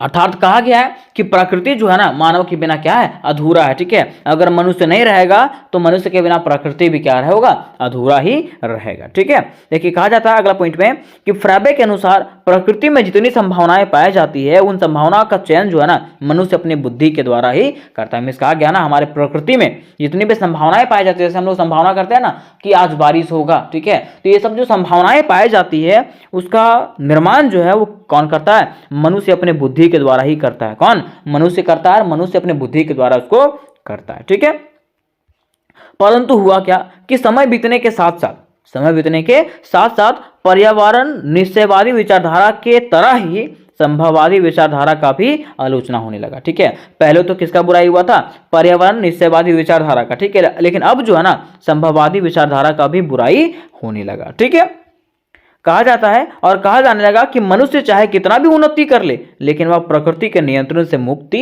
नहीं पा सकता। ठीक है, अब कुछ विद्वान यह कहने लगे कि मनुष्य चाहे कितने भी उन्नति क्यों ना कर ले वह प्रकृति के नियंत्रण के बिना नहीं रह सकता है ना। अर्थात मनुष्य प्रकृति पर पूर्ण नियंत्रण कभी नहीं पा सकता। मीन्स कहा गया कि मनुष्य जो है ना कभी भी प्रकृति पर नियंत्रण स्थापित नहीं कर सकता है। ठीक है, यहां तक हम लोगों ने इसको कंप्लीट कर लिया। अब हम लोग जानेंगे इसके तीसरे विचारधारा जो कि है नवनिश्चयवादी विचारधारा। क्या है, नवनिश्चयवादी विचारधारा। कहा जाता है कि नवनिश्चयवाद विचारधारा का जन्म जो है ना पर्यावरण निश्चयवाद एवं संभववाद के बीच के विचारधारा में मानी जाती है। मीन्स नवनिश्चयवाद विचारधारा जो है वो पर्यावरण निश्चयवाद और संभववाद के बीच की विचारधारा मानी जाती है। कहा जाता है कि इस विचारधारा का प्रतिपादन जो है ना ग्रिफिथ टेलर ने किया था। इस विचारधारा का प्रतिपादन किसने किया था, तो ग्रिफिथ टेलर के द्वारा किया गया था। इस विचारधारा को जो है ना रुको और जाओ निश्चयवाद के नाम से भी जाना जाता है। कोई पूछेगा कि नव निश्चयवादी विचारधारा को किस नाम से जाना जाता है, तो रुको और जाओ निश्चयवाद के नाम से इसको जाना जाता है। ठीक है, अगला पॉइंट में कहा गया है कि नव निश्चयवादी विचारधारा के अंतर्गत ना तो प्रकृति मानव पर अपना प्रभुत्व स्थापित करता है और ना ही मानव प्रकृति के पूर्ण रूप से बदल सकता है। देखिए इसमें क्या कहा गया कि ना तो प्रकृति जो है मनुष्य पे काबू करता है और ना ही मनुष्य जो है प्रकृति पे काबू कर सकता है। ठीक है, मीन्स दोनों जो है ना एक दूसरे के बिना क्या है, अधूरा है। मीन्स अगर मनुष्य है तभी प्रकृति है और प्रकृति है तभी मनुष्य है। ये कौन से विचारधारा के तहत कहा गया, तो नवनिश्चयवादी विचारधारा के तहत कहा गया। ठीक है, देखिए कहा गया कि बल्कि मानव तथा प्रकृति में परस्पर संबंध पाया जाता है। मानव और प्रकृति में जो है ना परस्पर संबंध पाया जाता है। ये दोनों जो है ना एक दूसरे के बिना क्या है, अधूरा है। ठीक है, देखिए कहा गया कि इस विचारधारा के अंतर्गत यह कहा गया कि मानव को प्रकृति में रहकर उसके अनुकूल कार्य करना चाहिए। इस विचारधारा के अंतर्गत क्या कहा गया कि मनुष्यों को जो है ना प्रकृति के अंदर रह करके ही जो है ना उसके अनुकूल ही कार्य करना चाहिए। मीन्स दोनों में परस्पर संबंध बनाए रखना चाहिए। ठीक है, फिर कहा गया कि नवनिश्चयवादी विचारधारा को वैज्ञानिक निश्चयवादी के नाम से भी जाना जाता है। अगर हम लोग बात करें नवनिश्चयवादी विचारधारा का तो इसको जो है ना वैज्ञानिक निश्चयवाद के नाम से भी जाना जाता है। आगे कहा जाता है कि ग्रिफिथ टेलर ने नवनिश्चयवादी विचारधारा का उल्लेख करते हुए कहा है कि मानव किसी देश के विकास को तीव्र, कम या रोक सकता है। मीन्स मानव क्या कर सकता है, किसी भी देश के विकास को जो है ना तेज कर सकता है, कम कर सकता है और रोक सकता है। लेकिन अगर वह बुद्धिमान है तो वह प्राकृतिक वातावरण के निर्देशित से हटना नहीं चाहिए। मिस कहा गया है कि अगर मनुष्य बुद्धिमान है ना तो उसको प्रकृति के हित से हटना नहीं चाहिए, प्रकृति के हित में रह करके कार्य करना चाहिए। अगर प्रकृति के हित में कार्य करेगा तो वो क्या हो जाएगा, वो विकास ही विकास करेगा। ठीक है, तो उम्मीद करते दोस्तों कि ये क्वेश्चन आपको क्लियरली समझ में आ गया होगा। तो देखिए पहला क्वेश्चन लोग जानेंगे दोस्त, मतलब क्वेश्चन नंबर 6 जानेंगे कि भूगोल के विकास में ऑन हम्बोल्ट की योगदान की विवेचना करिए। मतलब कह सकते हैं भूगोल के विकास में ऑन हम्बोल्ट के क्या योगदान है उसके बारे में बताइए। या तो फिर यही क्वेश्चन आपको ऐसे पूछ सकता है कि भूगोल के विकास में विडाल डी ब्लास के योगदान की विवेचना करें। ठीक है, यह आपका छठा क्वेश्चन है। सातवें क्वेश्चन की बात करें दोस्त, सातवां आपका क्वेश्चन है भूगोल में मात्रात्मक क्रांति क्या है। भूगोल में मात्रात्मक क्रांति क्या है, इसके प्रभावों की व्याख्या करें। ठीक है, ये हो गया आपका। नेक्स्ट 8वें नंबर क्वेश्चन में दोस्त मैं आपको बताऊंगा सुदूर संवेदन क्या है, आधुनिक युग में इसके क्या क्या लाभ है और भूगोल में इसके क्या क्या उपयोग है उसके बारे में बताइए। उसके बाद क्वेश्चन नंबर 9 में दोस्त मैं आपको बताऊंगा भौगोलिक सूचना प्रणाली क्या है, इसकी कार्यविधि एवं अनुप्रयोगों की विस्तार पूर्वक व्याख्या करिए। और लास्ट क्वेश्चन आपका रहेगा ग्लोबल पोजिशनिंग सिस्टम की अवधारणा स्पष्ट करिए तथा भूगोल में इसके अनुप्रयोगों की चर्चा करिए। तो ये 5 क्वेश्चन का आंसर दोस्त आज के वीडियो में हम लोग जानने वाले हैं। क्वेश्चन थोड़ा सा हार्ड है ना, लेकिन आंसर आपको बिल्कुल भी हार्ड नहीं मिलेगा, बस आपको सुनते जाना है और ये जो प्रश्न है आपको याद हो जाएंगे। ठीक है, इसके उत्तर आपको याद हो जाएंगे। ठीक, तो चलिए मेरे दोस्तों सबसे पहले हम लोग इसके उत्तर को जानते हैं। और सबसे पहले दोस्त मैं आपको क्वेश्चन नंबर 8, 9 और 10 बताऊंगा, उसके बाद 6 और 7 बताऊंगा। ठीक है, तो चलिए सबसे पहले हम लोग क्वेश्चन नंबर 8 के आंसर को जानते हैं, फिर 9 को जानेंगे, 10 को जानेंगे, फिर 6 और 7 के जानेंगे। ठीक है, तो आखिर क्वेश्चन नंबर 8 क्या है। तो देखिए क्वेश्चन नंबर 8 हमारा कह रहा है कि सुदूर संवेदन क्या है, मतलब रिमोट सेंसिंग क्या होता है उसके बारे में बताइए। और आधुनिक युग में मतलब अभी के समय में इसका क्या क्या लाभ है और भूगोल में इसका क्या क्या उपयोग है उसके बारे में बताइए। तो सबसे पहले दोस्त हम लोग को ये समझना पड़ेगा कि आखिर सुदूर संवेदन क्या है। तो लिखेंगे परिचय और लिखेंगे कि सुदूर संवेदन का अर्थ है किसी स्थान, वस्तु या क्षेत्र की जानकारी वहाँ जाए बिना प्राप्त करना। मतलब मान लीजिए कि ये क्षेत्र है, ठीक है, इस क्षेत्र की हमको जानकारी चाहिए लेकिन यहाँ पे हम नहीं गए, है ना, यहीं से बैठे बैठे यहाँ की हम जानकारी प्राप्त कर लिए। ठीक है, उसी को हम लोग क्या कहते हैं, उस यंत्र को हम लोग क्या कहते हैं, सुदूर संवेदन कहते हैं। कह रहा कि यह जो काम है वो उपग्रह, हवाई जहाज, ड्रोन और विशेष कैमरों की सहायता से किया जाता है। ये काम कैसे किया जाता है, तो उपग्रह की मदद से, ठीक है, हवाई जहाज की मदद से, ड्रोन की मदद से और विशेष कैमरों की मदद से किया जाता है। इनसे पृथ्वी के तस्वीरें लिया जाता है और उनका अध्ययन करके सही जानकारी प्राप्त किया जाता है। और आज के समय में सुदूर संवेदन भूगोल के साथ साथ कृषि, मौसम, पर्यावरण और आपदा प्रबंधन में भी बहुत उपयोगी हो चुका है। क्या सुदूर संवेदन मतलब कह सकते हैं उस स्थान पे जाए बिना उस स्थान की सारी जानकारियों को इकट्ठा करना ही क्या कहलाता है, सुदूर संवेदन कहलाता है। और ये किसके थ्रू से होता है, तो सैटेलाइट के थ्रू से। किसके थ्रू से, सैटेलाइट के थ्रू से। ठीक है, कह रहा है कि इसके लाभ क्या क्या होते हैं। तो देखिए पहला लाभ की बात करते हैं, कह रहा है दूर बैठे जानकारी मिल सकता है। मतलब कह रहा है कि सुदूर संवेदन की सबसे बड़ी विशेषता यह है कि किसी स्थान पर गए बिना उसकी जानकारी मिल जाती है।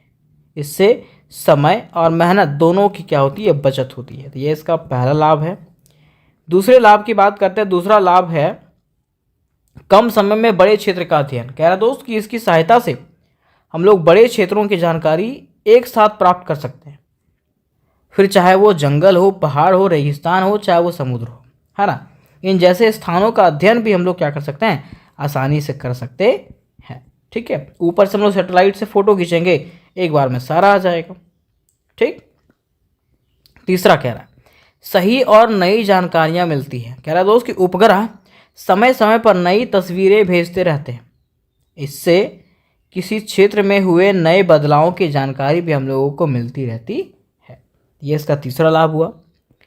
चौथे लाभ की बात करते हैं, कह रहा है कि चौथा लाभ है प्राकृतिक आपदाओं में सहायता। कह रहा है दोस्त कि बाढ़, सूखा, भूकंप, चक्रवात और जंगल की आग जैसे प्राकृतिक आपदाओं का पता लगाने और नुकसान का अनुमान लगाने में सुदूर संवेदन बहुत उपयोगी है। इससे लोगों को जल्दी मदद किया जा सकता है। मतलब देखिए, इसके मदद से हम लोग को पहले पता चल जाता है कि किस क्षेत्र में किस प्रकार की समस्या आने वाली है। मान लीजिए कि अभी हमारा बरसात का दिन आ रहा है, ठीक है, तो बरसात में बारिश होगा कि नहीं होगा इसके बारे में बताया जाएगा, है ना। तो सब चीज़ का अनुमान लगाया जाता है, अनुमान के थ्रू से इसको बताया जाता है। इसी को हम लोग सुदूर संवेदन कहते हैं, ठीक है।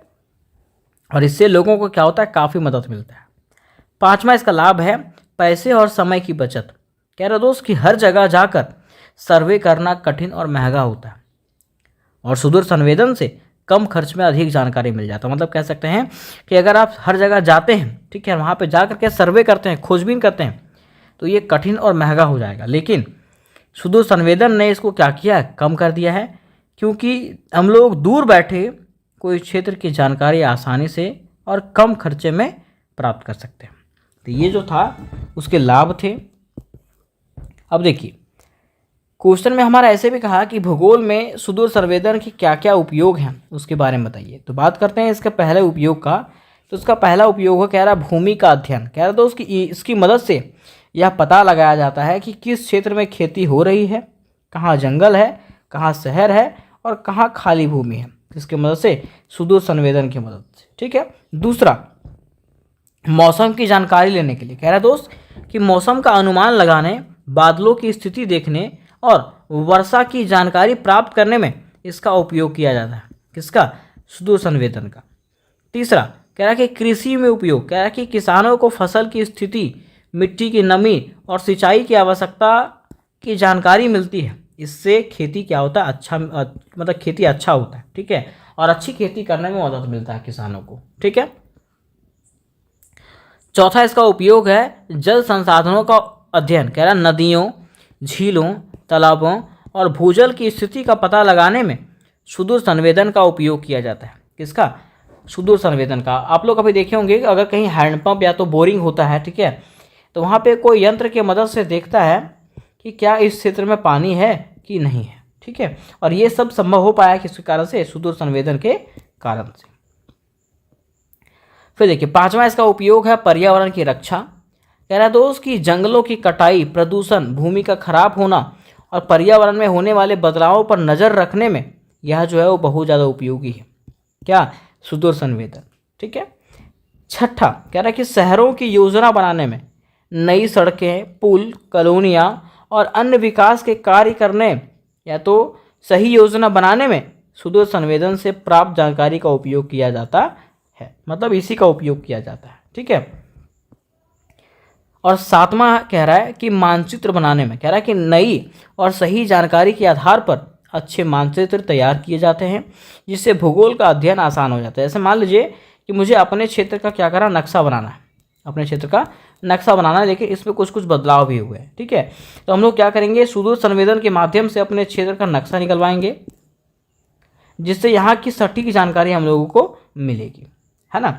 तो इसका सातवां उपयोग है मानचित्र बनाने में। अब देखिए, प्रश्न हमारा ये उठता है कि आखिर सुदूर संवेदन का महत्व क्या है, इसका क्या इंपॉर्टेंस है। तो बात करते हैं दोस्त अगर इसके इंपॉर्टेंस का, तो कहा जाता है कि बिना वहाँ जाए किसी भी स्थान की हम लोग को जानकारी मिल जाता है। दूसरा, समय और पैसे की बचत होता है, इससे हमारा समय भी बचता है और पैसा भी बचता है। तीसरा, बड़े क्षेत्र का जल्दी अध्ययन किया जा सकता है। पहले क्या होता था कि अगर बड़ा क्षेत्र का अध्ययन करना है तो वहाँ पे जाना पड़ेगा, वहाँ पे जाकर के जांच करना पड़ेगा, लेकिन अब क्या है कि घर बैठे हम लोग वहाँ की जांच कर सकते हैं और कम समय में सब कुछ हो जाता है, ठीक है। चौथा इसका महत्व है कि प्राकृतिक आपदाओं से बचाव में जो है ना हम लोगों को सहायता मिलता है। मतलब हम लोग को पहले पता चल जाता है कि आखिर कौन सी प्राकृतिक आपदा आने वाला है, जिससे हम लोग बचाव के उपाय कर लेते हैं। उसके बाद पांचवा कह रहा है कि कृषि, मौसम और पर्यावरण के अध्ययन में जो है ये बहुत ज़्यादा उपयोगी है, ठीक है। छठा कह रहा है कि भूगोल को अधिक सरल और आधुनिक बनाता है ना। और सातवां, विकास योजनाएं बनाने में सरकार की क्या करता है, ये मदद करता है। तो यहाँ तक दोस्त हम लोगों ने ये समझा कि आखिर सुदूर संवेदन क्या है, इसका क्या उपयोग है और भूगोल में इसके क्या क्या उपयोग है तथा इसका क्या महत्व है, ठीक है। अब अंत में बारी आती है दोस्त इसके निष्कर्ष का। तो आखिर निष्कर्ष में क्या लिखेंगे, तो लिखेंगे कि अंत में कहा जा सकता है कि सुदूर संवेदन आधुनिक भूगोल की एक बहुत महत्वपूर्ण तकनीक है। इसकी सहायता से बिना किसी स्थान पर जाए उसकी सही जानकारी प्राप्त किया जा सकता है और आज इसका उपयोग भूगोल, कृषि मतलब मौसम, पर्यावरण, जल संसाधन, शहरों की योजना और प्राकृतिक आपदाओं से बचाव जैसे अनेक क्षेत्रों में किया जा रहा है। इसलिए वर्तमान समय में सुदूर संवेदन का महत्व जो है वो लगातार बढ़ता जा रहा है। किसका? सुदूर संवेदन का मतलब रिमोट सेंसिंग का। तो उम्मीद करते हैं मेरे दोस्त कि ये क्वेश्चन आप समझ गए होंगे कि आखिर रिमोट सेंसिंग क्या है, सुदूर संवेदन क्या है। अब देखिए बारी आती है क्वेश्चन नंबर 9 का। तो आखिर क्वेश्चन नंबर 9 क्या कह रहा है? तो क्वेश्चन नंबर 9 कह रहा है कि भौगोलिक सूचना प्रणाली क्या है, मतलब GIS क्या है उसके बारे में बताइए और इसकी कार्यविधि मतलब ये कैसे कार्य करता है, इसका क्या अनुप्रयोग है, इसका विस्तार पूर्वक व्याख्या करिए। मतलब समझ लीजिए दोस्त, हम लोग को ये समझना है कि आखिर GIS जियोग्राफिक इंफॉर्मेशन सिस्टम क्या होता है ना, जिसको हिंदी में हम लोग भौगोलिक सूचना प्रणाली कहते हैं। ठीक है, तो ये क्या होता है उसके बारे में बताइए। ठीक है, तो बात करते हैं दोस्त अगर भौगोलिक सूचना प्रणाली का, तो कहा गया है कि भौगोलिक सूचना प्रणाली एक ऐसी आधुनिक तकनीक है जिसकी मदद से हम किसी स्थान से जुड़े जानकारी को इकट्ठा करते हैं। मान लीजिए इस स्थान के बारे में मुझे क्या करना है, जानना है। ठीक है, तो हम क्या करेंगे, एक ऐसा तकनीक का उपयोग करेंगे जिससे हम इस स्थान के जानकारियों को इकट्ठा करेंगे। ठीक है, जानकारी को इकट्ठा करके कंप्यूटर में इसको सेव करेंगे। कहाँ पे? कंप्यूटर में सेव करेंगे। ठीक है, समझेंगे और इसको जो है ना मैप के रूप में दिखाएंगे, इसको इस क्षेत्र को मैप के रूप में दिखाएंगे। ठीक है, इसी को क्या कहा जाता है? भौगोलिक सूचना प्रणाली कहा जाता है। वही कह रहा है दोस्त कि भौगोलिक सूचना प्रणाली जिसको हम लोग जियोग्राफिक इंफॉर्मेशन सिस्टम कहते हैं, एक ऐसी आधुनिक तकनीक है जिसकी मदद से किसी स्थान से जुड़ी जानकारी को इकट्ठा किया जाता है, कंप्यूटर में सुरक्षित रखा जाता है, समझा जाता है और मानचित्र के रूप में दिखाया जाता है। इससे क्या होता है? तो इससे किसी स्थान की सही जानकारी आसानी से मिल जाता है। ठीक है, और आज GIS का उपयोग भूगोल, कृषि, शहरों की योजना, पर्यावरण और विकास के कार्यों में बड़े पैमाने पर किया जा रहा है। ठीक है, किसका उपयोग? GIS का, है ना। अब देखिए क्वेश्चन में हमारा ऐसे कहा था कि आखिर GIS की कार्यविधि, आखिर ये काम कैसे करता है उसके बारे में बताइए। तो बात करते हैं इसके काम करने का तरीका का। तो सबसे पहले दोस्त ये क्या करता है? जानकारी इकट्ठा करता है। कह रहा है कि सबसे पहले किसी क्षेत्र की जानकारी इकट्ठा किया जाता है और यह जानकारी उपग्रह, GPS, ड्रोन, मानचित्र और सर्वे से प्राप्त होता है। ये सब जो जानकारी इकट्ठा किया जाता है वो किसके थ्रू से? उपग्रह के थ्रू से, GPS के थ्रू से, ड्रोन के थ्रू से, मानचित्र के थ्रू से और सर्वे के माध्यम से, है ना। उसके बाद इसको कंप्यूटर में सेव किया जाता है। कह रहा है कि जानकारी को कंप्यूटर में रखना, जो जानकारी मिलती है उसको कंप्यूटर में सुरक्षित रखा जाता है ताकि ज़रूरत पड़ने पर इसका उपयोग किया जा सके। ठीक, उसके बाद तीसरा कह रहा है जानकारी की जांच करना, जो जानकारी प्राप्त हुआ है उसका जांच करना। कह रहा है इसके बाद कंप्यूटर की सहायता से जानकारी को अच्छी तरह से समझा जाता है और किसी स्थान की सही स्थिति और उसमें होने वाले बदलाव का पता लगाया जाता है ना। मतलब इंफॉर्मेशन गेन करने के बाद उसमें उसके इंफॉर्मेशन का जांच किया जाता है। ठीक है, चौथा कह रहा है जब इंफॉर्मेशन मिल जाता है तो उसका मानचित्र तैयार किया जाता है। कह रहा है दोस्त कि जांच के बाद जानकारी को मानचित्र के रूप में दिखाया जाता है। इससे किसी क्षेत्र को समझना बहुत ज़्यादा आसान हो जाता है ना। अब मानचित्र में ये भी दिखाया जाएगा कि कितना बारिश हो रहा है, ठीक है, कितना तापमान है, हर चीज़ का वर्णन जो है ना उसमें मिल जाता है।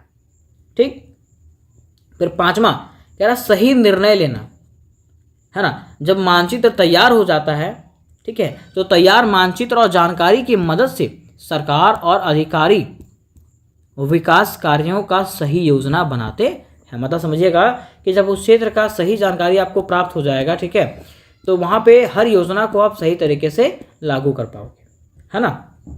मान लीजिए कोई ऐसे क्षेत्र के बारे में आप जान रहे हैं, ठीक है, जो क्षेत्र में हमेशा भूकंप आता है। क्या आता है? भूकंप आता है। ठीक है, तो जब आप सर्वे करोगे तो आपको पता चलेगा कि इस क्षेत्र में क्या आता है, हमेशा भूकंप आता है ना। तो भूकंप रोधी आपको घर बनाना पड़ेगा वहाँ पे। ठीक है, और मान लीजिए अगर आपको पता नहीं रहेगा तो आप कैसे भी घर बना दोगे, वो ठीक रहेगा क्या? नहीं। इसीलिए इसका उपयोग किया जाता है। अब कह रहा है कि भूगोल में जीआईएस का उपयोग क्यों किया जाता है। तो भूगोल में जीआईएस का उपयोग जो किया जाता है वो पहला इसका उपयोग किया जाता है मानचित्र को बनाने में। कह रहा है जीआईएस की सहायता से साफ, सही और नए मानचित्र तैयार किया जाता है। किसकी मदद से? जीआईएस की मदद से। दूसरा कह रहा है शहरों की योजना बनाने में, कह रहा है कि नई सड़क, पुल, हॉस्पिटल, स्कूल और कॉलोनियाँ कहाँ बननी चाहिए, इसका निर्णय जो है वो किसकी मदद से लिया जाता है? तो जीआईएस की मदद से लिया जाता है। तीसरा कृषि में उपयोग, कह रहा है कि किस भूमि में कौन सी फसल अच्छी होगी, मिट्टी की स्थिति कैसी है, कहाँ सिंचाई की जरूरत है, यह जानकारी जो है वो जीआईएस से मिलता है, क्योंकि ये सब चीज़ का जानकारी इकट्ठा करता है ना। चौथा कह रहा पर्यावरण की सुरक्षा, कह रहा दोस्त कि जंगलों की कटाई, प्रदूषण और पर्यावरण में होने वाले बदलावों की जानकारी जो है ना वो किससे प्राप्त होता है? जीआईएस से प्राप्त होता है। किससे? जीआईएस से प्राप्त होता है। और पांचवा हमारा कह रहा कि प्राकृतिक आपदाओं में सहायता, कह रहा कि बाढ़, भूकंप, सूखा और चक्रवात से प्रभावित क्षेत्रों की पहचान करने और राहत कार्यों की योजना बनाने में जीआईएस बहुत उपयोगी है। मतलब देखिए, जब ये वहाँ के इंफॉर्मेशन को गेन करेगा, इंफॉर्मेशन को इकट्ठा करेगा, तो उसको पता चल जाएगा कि कौन सा क्षेत्र कैसा है ना, कौन सा क्षेत्र में ज़्यादा बाढ़ आता है, कौन सा क्षेत्र में ज़्यादा भूकंप आता है।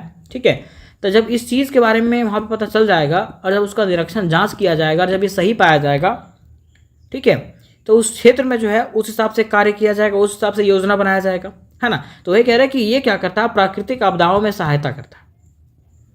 छठा कह रहा है कि जल संसाधनों का अध्ययन, कह रहा नदियों, तालाबों, झीलों और भूजल की स्थिति जानने तथा जल का सही उपयोग करने में जीआईएस मदद करता है। कौन? जीआईएस।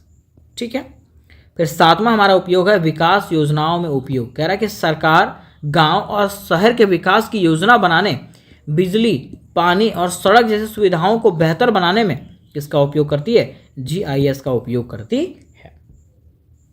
तो यहाँ तक हम लोगों ने इसके उपयोग के बारे में जान लिया। अब देखिए, पॉइंट हम लोग को बनाना है जीआईएस का महत्व, कि आखिर इसका क्या इंपॉर्टेंस है।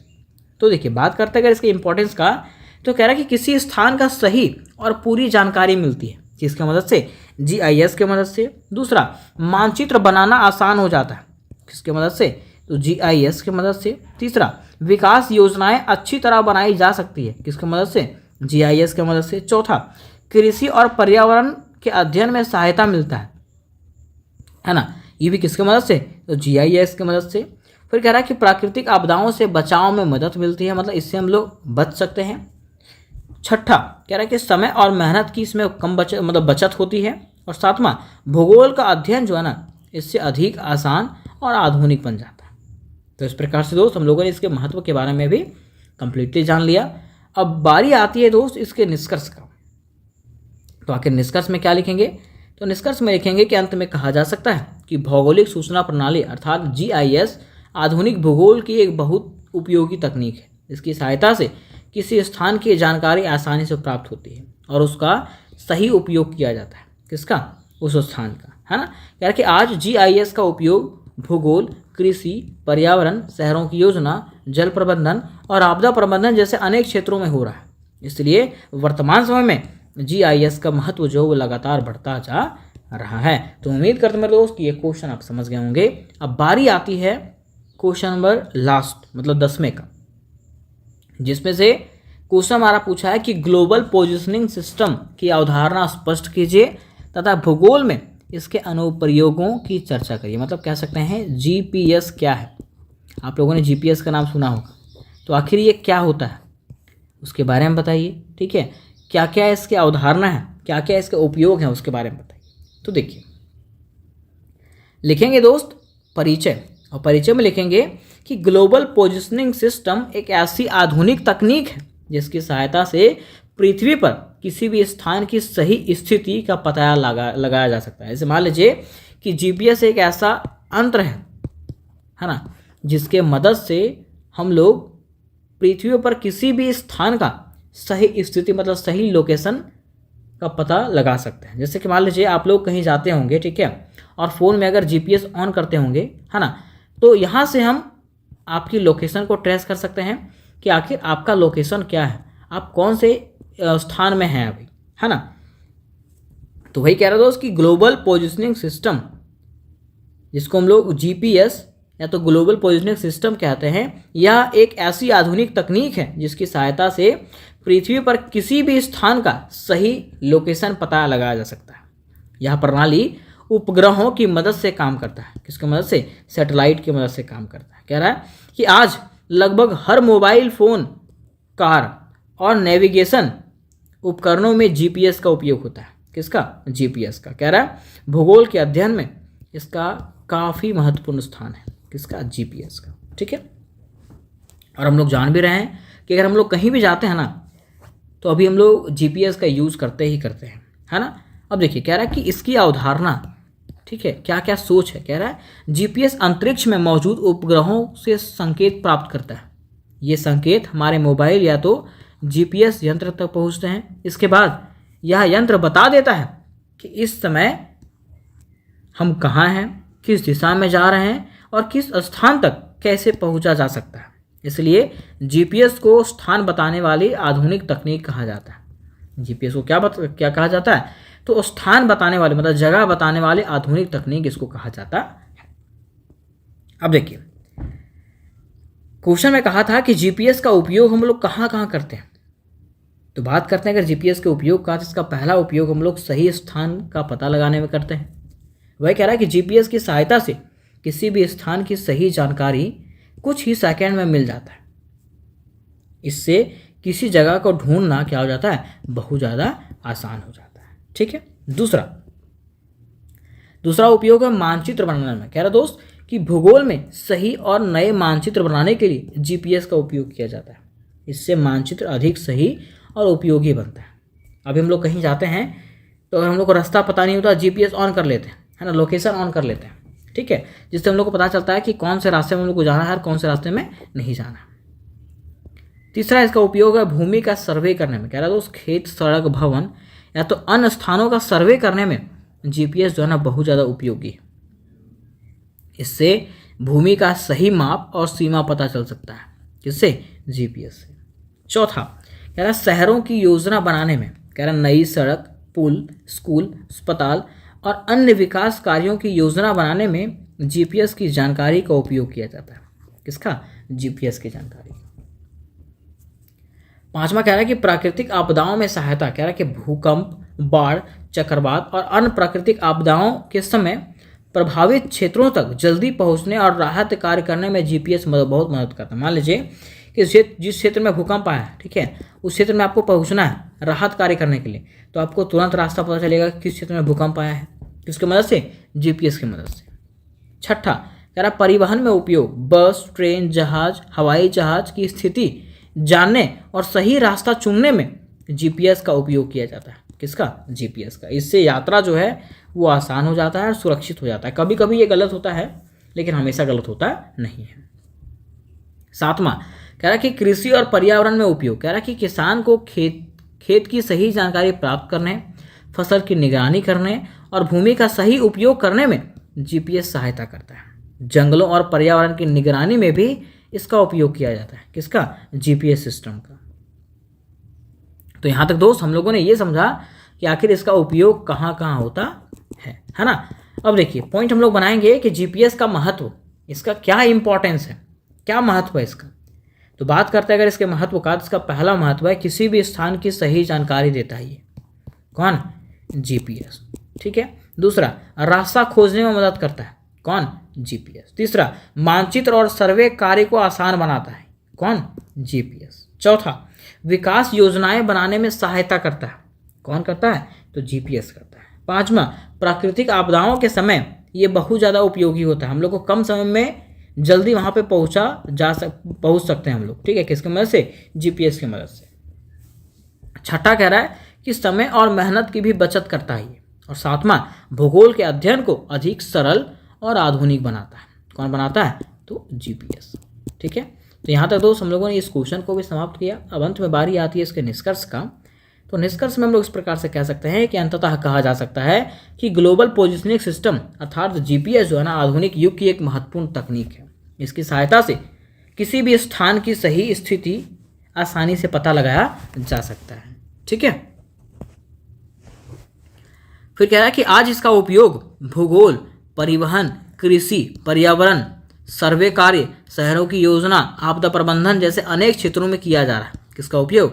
जीपीएस का उपयोग। इसलिए वर्तमान समय में जीपीएस का महत्व जो लगातार बढ़ता जा रहा है। तो उम्मीद करता हूं मेरे दोस्त कि ये क्वेश्चन आप समझ गए होंगे। तो देखिए क्वेश्चन नंबर 6 में क्या कहा था कि भूगोल के विकास में ऑन हम्बोल्ट के योगदान की विवेचना करिए। या तो क्वेश्चन कहा था कि भूगोल के विकास में विडाल डी ब्लास के योगदान की विवेचना करें। तो सबसे पहले दोस्त हम लोग को ये समझना पड़ेगा कि आखिर वॉन हम्बोल्ट कौन है और विडाल डी ब्लास कौन है। उसके बाद हम लोग समझेंगे कि आखिर भूगोल के विकास में इन लोगों ने किस प्रकार का योगदान निभाया।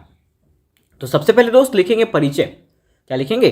परिचय। और लिखेंगे कि ऑन हम्बोल्ट आधुनिक भूगोल के महान विद्वान थे। मतलब अभी के भूगोल की बात करें तो ये जो है ना अभी के भूगोल के एक महान विद्वान थे। कौन? On Humboldt. ठीक है। क्या उन्होंने भूगोल को एक वैज्ञानिक विषय बनाया। इन्होंने वॉन हम्बोल्ट ने जो है ना क्या किया? भूगोल को एक वैज्ञानिक विषय बनाया। कह रहा है कि उन्होंने अनेक देशों की यात्रा करके पर्वत, नदियों, जलवायु, मिट्टी, वनस्पति और प्राकृतिक संसाधनों का अध्ययन किया। किन्होंने? वॉन हम्बोल्ट ने। कह रहा है कि उनका मानना था कि प्रकृति का हर भाग एक दूसरे से जुड़ा हुआ होता है। किनका मानना था? वॉन हम्बोल्ट कहते थे कि प्रकृति का जो भी भाग है, ठीक है, सारा भाग एक दूसरे से जुड़ा हुआ है। उनके विचारों ने भूगोल के विकास में बहुत महत्वपूर्ण योगदान दिया। किनके विचार? वॉन हम्बोल्ट का जो विचार था वो भूगोल के विकास में काफ़ी महत्वपूर्ण रहा है। इसलिए उन्हें आधुनिक भूगोल का जनक भी कहा जाता है। तो एमसीक्यू क्वेश्चन में इस प्रकार से पूछा जा सकता है दोस्त कि आधुनिक भूगोल का जनक किसे कहा जाता है। तो वॉन हम्बोल्ट को जो है ना आधुनिक भूगोल का जनक कहा जाता है क्योंकि इन्होंने अभी के भूगोल के विकास में काफ़ी महत्वपूर्ण भूमिका निभाई। तो आखिर इनकी क्या भूमिका थी ये हम लोग नीचे जानेंगे। ठीक है। तो पॉइंट बनाएंगे दोस्त, टॉपिक बनाएंगे भूगोल के विकास में वॉन हम्बोल्ट के योगदान के बारे में बताइए कि आखिर भूगोल का विकास में इनका क्या योगदान रहा। ठीक है। तो बात करते हैं इसके योगदान का। तो पहला योगदान है भूगोल को वैज्ञानिक विषय बनाया। क्या किया? तो भूगोल को वैज्ञानिक विषय बनाया। कह रहा दोस्त कि वॉन हम्बोल्ट से पहले भूगोल में केवल स्थानों का वर्णन किया जाता था। मतलब देखिए कह रहा है कि वॉन हम्बोल्ट जब आए थे उसके पहले भूगोल में जो है सिर्फ और सिर्फ स्थानों के बारे में पढ़ाया जाता था। किसके बारे में? स्थानों के बारे में पढ़ाया जाता था या तो वर्णन मिलता था। लेकिन उन्होंने बताया कि हर बात का कारण समझना भी जरूरी है। इसलिए उन्होंने भूगोल में निरीक्षण, माप और वैज्ञानिक तरीके से अध्ययन करने पर जोर दिया। मतलब जब वॉन हम्बोल्ट आया ना तो उन्होंने इस बात को बताया कि चलिए ठीक है स्थानों का वर्णन मिलता है वो सही बात है, लेकिन स्थानों का वर्णन क्यों मिलता है ना, उसके बारे में बताइए। तो ये जब आए तो यहाँ पे निरीक्षण, माप और वैज्ञानिक तरीके लेकर के आए, है ना। और इस तरीके पर इन्होंने जोर दिया। किन्होंने? वॉन हम्बोल्ट ने। ठीक है। इसलिए कह रहा है कि इसको जो है वैज्ञानिक विषय बनाया। मतलब खोजबीन करने वाला विषय। ठीक है। इसमें खोजबीन किया गया, है ना, निरीक्षण किया गया, इसका माप किया गया। ठीक है। कि आखिर अगर यहाँ पे स्थान है तो कैसा स्थान है। ठीक। फिर देखिए दूसरा योगदान आता है। कह रहा प्रकृति के सभी भागों का एक साथ अध्ययन किया। इन्होंने क्या किया? तो प्रकृति के सभी भागों का एक एक साथ अध्ययन किया। कह रहा दोस्त कि उन्होंने बताया कि पर्वत, नदी, जलवायु, मिट्टी, वनस्पति, जीव जंतु सभी एक दूसरे से जुड़े हुए हैं। और आप लोग पढ़े भी होंगे कि जो भी इस पृथ्वी पे है सब जो है ना एक जाल तंत्र के रूप में बंधा हुआ है ना। वही कह रहा है कि यदि किसी में बदलाव होता है तो उसका असर दूसरे पर भी पड़ता है।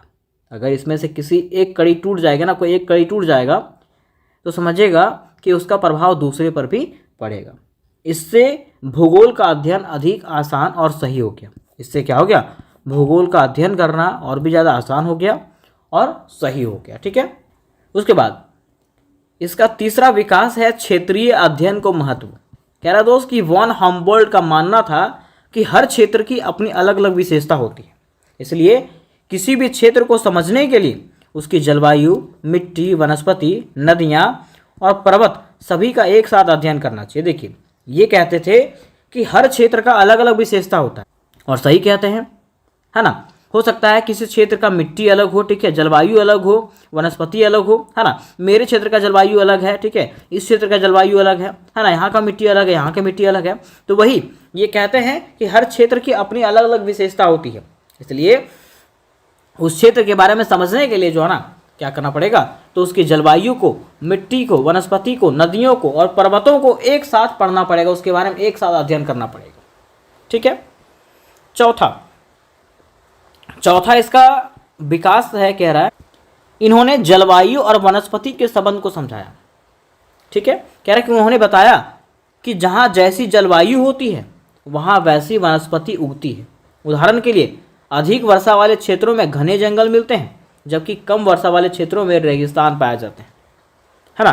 तो ये जो है भूगोल के बारे में बढ़िया से बताते हैं, ठीक है, आधुनिक भूगोल के बारे में बताते हैं कि अभी का भूगोल जो है उसको वैज्ञानिक तरीके से ये जोड़ते हैं, है ना। फिर देखिए पांचवा इसका विशेषता या तो कह सकते हैं विकास है, इन्होंने क्या किया, मानचित्र को बढ़ावा दिया, मतलब मैप को इन्होंने बढ़ावा दिया, ठीक है। कह रहे उन्होंने भौगोलिक जानकारियों को समझने के लिए मानचित्रों का उपयोग किया, किन्होंने, तो वॉन हम्बोल्ट ने, ठीक है, उसके पहले किसी ने मैप का उपयोग नहीं किया था। कह रहा है इससे किसी स्थान की जानकारी को समझना और याद करना क्या हो गया, आसान हो गया। अभी हम लोग मैप की मदद से कैसे इंडिया के हर एक क्षेत्र को समझ सकते हैं और समझते हैं, तो वैसे यहाँ पे कह रहा है कि जब हम लोग मैप का उपयोग करते हैं, मानचित्रों का उपयोग करते हैं, तो इससे किसी स्थान की जानकारी को समझना और याद रखना आसान हो जाता है, ठीक है। फिर देखिए छठा कह रहा है कि खोज और अनुसंधान को बढ़ावा दिया। कह रहा है कि वॉन हम्बोल्ट ने कई देशों की यात्राएं किया, वहाँ की प्राकृतिक विशेषताओं का अध्ययन किया, उन्होंने अपने अनुभवों को पुस्तकों में लिखा, जिससे आगे आने वाली भूगोलवेताओं को नई जानकारियां और प्रेरणा मिली। मतलब कह रहा है कि ये क्या किए, कई देशों का यात्रा किए, है ना, और यात्रा करने के दौरान उन्होंने वहाँ की प्राकृतिक विशेषताओं का अध्ययन किया, और उस प्राकृतिक विशेषताओं का अध्ययन जो है ना और वर्णन जो है ना वो अपने पुस्तकों में किए, ठीक है। जिससे क्या हुआ, तो आने वाले जो भूगोलवेता हैं, ठीक है, मतलब भूगोल के जो विद्वान हैं, उनको वहाँ की जानकारी और उससे प्रेरणा मिला, ठीक।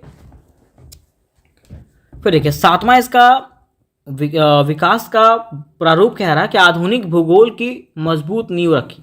कह रहा है उनके विचार के कारण भूगोल केवल किताबों का विषय नहीं रहा, बल्कि एक ऐसा विषय बन गया जिसका उपयोग कृषि, पर्यावरण, मौसम, जल संसाधन और विकास कार्यों में होने लगा। मतलब कह सकते हैं कि उनके विचारों के कारण भूगोल जो है ना अब सिर्फ किताबों का विषय नहीं रहा था, है ना, भूगोल में सिर्फ स्थान नहीं रहा है अब, ठीक है। भूगोल में कृषि, पर्यावरण, मौसम, जल संसाधन और विकास के कार्य सभी आने लगे, किसमें, भूगोल में, ठीक है। तो यहां तक हम लोगों ने इसके विकास के योगदान के बारे में समझा। अब कह रहा है कि वॉन हम्बोल्ट के योगदान के महत्व कि आखिर इन्होंने भूगोल में जो योगदान निभाया उसका क्या क्या महत्व है, क्या क्या लाभ हुआ। तो पहला, उन्होंने भूगोल को वैज्ञानिक रूप दिया।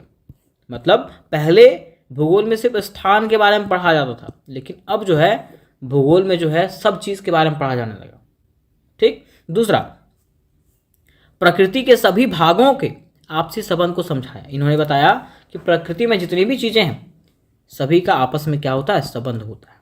तीसरा, क्षेत्रीय अध्ययन को महत्व दिया। इन्होंने कहा कि हर क्षेत्र की विशेषताएं जो है वो अलग अलग होती है, इसलिए क्षेत्र के हर एक चीज़ों का वर्णन एक साथ करना पड़ेगा।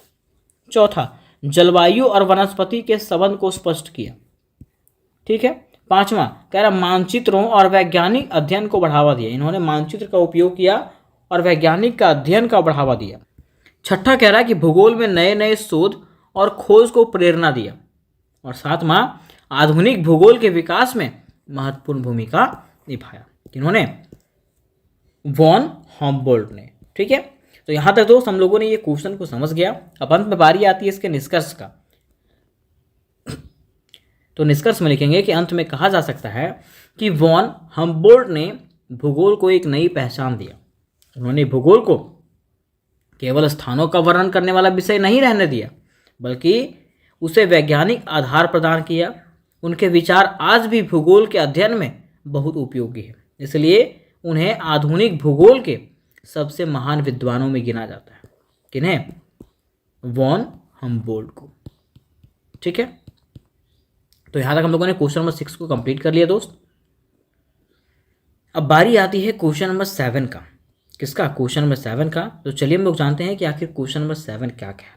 देखिए, बात करते हैं अगर क्वेश्चन नंबर 7 का, तो क्वेश्चन नंबर 7 हमारा कह रहा है कि भूगोल में मात्रात्मक क्रांति क्या है, इसके प्रभावों की व्याख्या करें। मतलब भूगोल में मात्रात्मक क्रांति क्या है, ये क्यों हुआ था, ठीक है, और ये जब हुआ तो इसके क्या क्या प्रभाव पड़े, है ना, उसके बारे में बताइए। तो बात करते हैं दोस्त भूगोल में मात्रात्मक क्रांति का। तो मात्रात्मक मतलब क्या होता है? मात्रा। मात्रा मतलब क्वांटिटी, आंकड़ा, है ना। तो सीधा कह सकते हैं कि भूगोल का अध्ययन आंकड़ों, गणना और वैज्ञानिक तरीके से करना ही क्या कहलाता है? मात्रात्मक क्रांति कहलाता है। क्योंकि दोस्त इसके पहले हम लोगों ने पढ़ा था कि भूगोल में जो है सिर्फ स्थानों के बारे में वर्णन मिलता है। किसके बारे में? स्थानों के बारे में। लेकिन अब जब इसका वर्णन आंकड़ों, गणना और वैज्ञानिक तरीके से किया जाने लगा तो इसमें बहुत सारी चीज़ों का वर्णन मिलता है, जैसे कि यहाँ की जलवायु, है ना, वर्षा, जल, पर्यावरण, है ना, हर चीज़ का वर्णन जो है इसमें मिलता है। किसमें? भूगोल। वही इसमें कह रहा है कि पहले भूगोल में केवल स्थानों और घटनाओं का वर्णन किया जाता था, लेकिन 1950 से 1960 के दशक में भूगोलवेताओं ने आंकड़ों और गणित का उपयोग शुरू किया। किसका? आंकड़ों का और गणित का उपयोग शुरू किया। इससे भूगोल अधिक सही, वैज्ञानिक और उपयोगी विषय बन गया। कब? 1950 से 60 के दशक में, जब भूगोल के विद्वानों ने आंकड़ों का उपयोग किया और गणित का उपयोग किया तो यह जो है वो और भी ज़्यादा क्या हो गया? उपयोगी विषय बन गया। कौन? भूगोल। ठीक है यार, इसके इसी परिवर्तन को मात्रात्मक क्रांति कहा जाता है ना। अब देखिए, क्वेश्चन हमारा ऐसे कहा था कि मात्रात्मक क्रांति के प्रभाव के बारे में बताइए कि आखिर इसका क्या प्रभाव पड़ा। तो बात करते हैं अगर इसके प्रभाव का, इसका पहला प्रभाव है भूगोल अधिक वैज्ञानिक बना। मतलब कह रहा है कि मात्रात्मक क्रांति के बाद भूगोल में केवल अनुमान नहीं लगाया गया, बल्कि सही आंकड़ों के आधार पर अध्ययन किया गया। ठीक है, इससे भूगोल की विश्वसनीयता बढ़ी। मतलब कह सकते हैं अब जो है ना, सिर्फ अनुमान लगाया नहीं जाता है, बल्कि जो सच्चाई है, ठीक है, उस पर काम किया जाता है, जिससे लोग जो है इस पर ज़्यादा भरोसा किए। ठीक है। दूसरा, खैर आंकड़ों का अधिक उपयोग होने लगा। कह रहा दोस्त कि जनसंख्या, वर्षा, तापमान, खेती, उद्योग और परिवहन जैसी जानकारियों को संख्याओं में इकट्ठा करके उनका अध्ययन किया जाने लगा। मतलब कह सकते हैं अब जो है भूगोल में जनसंख्या, वर्षा, तापमान, खेती, उद्योग और परिवहन, है ना, इन सभी चीज़ों का वर्णन मिलने लगा। ठीक है, कह रहा है कि इससे सही निष्कर्ष निकालना आसान हो गया। जैसे मान लीजिए कि अभी हम लोग को पता चलता है कि कितनी जनसंख्या है ना, कितना वर्षा होगा, कितना तापमान होगा। ठीक है, तो ये सब जो है ना, सब भूगोल के कारण ही हो रहा है।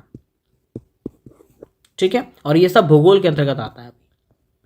उसके बाद तीसरा पॉइंट बनाएंगे गणित और कंप्यूटर का उपयोग। कह रहा दोस्त कि भूगोल में गणित, कंप्यूटर और नई तकनीकों का उपयोग जो है वो शुरू हो गया। इससे बड़ी मात्रा में जानकारी को कम समय में समझना आसान हो गया। जैसे मान लीजिए कि अभी अगर तापमान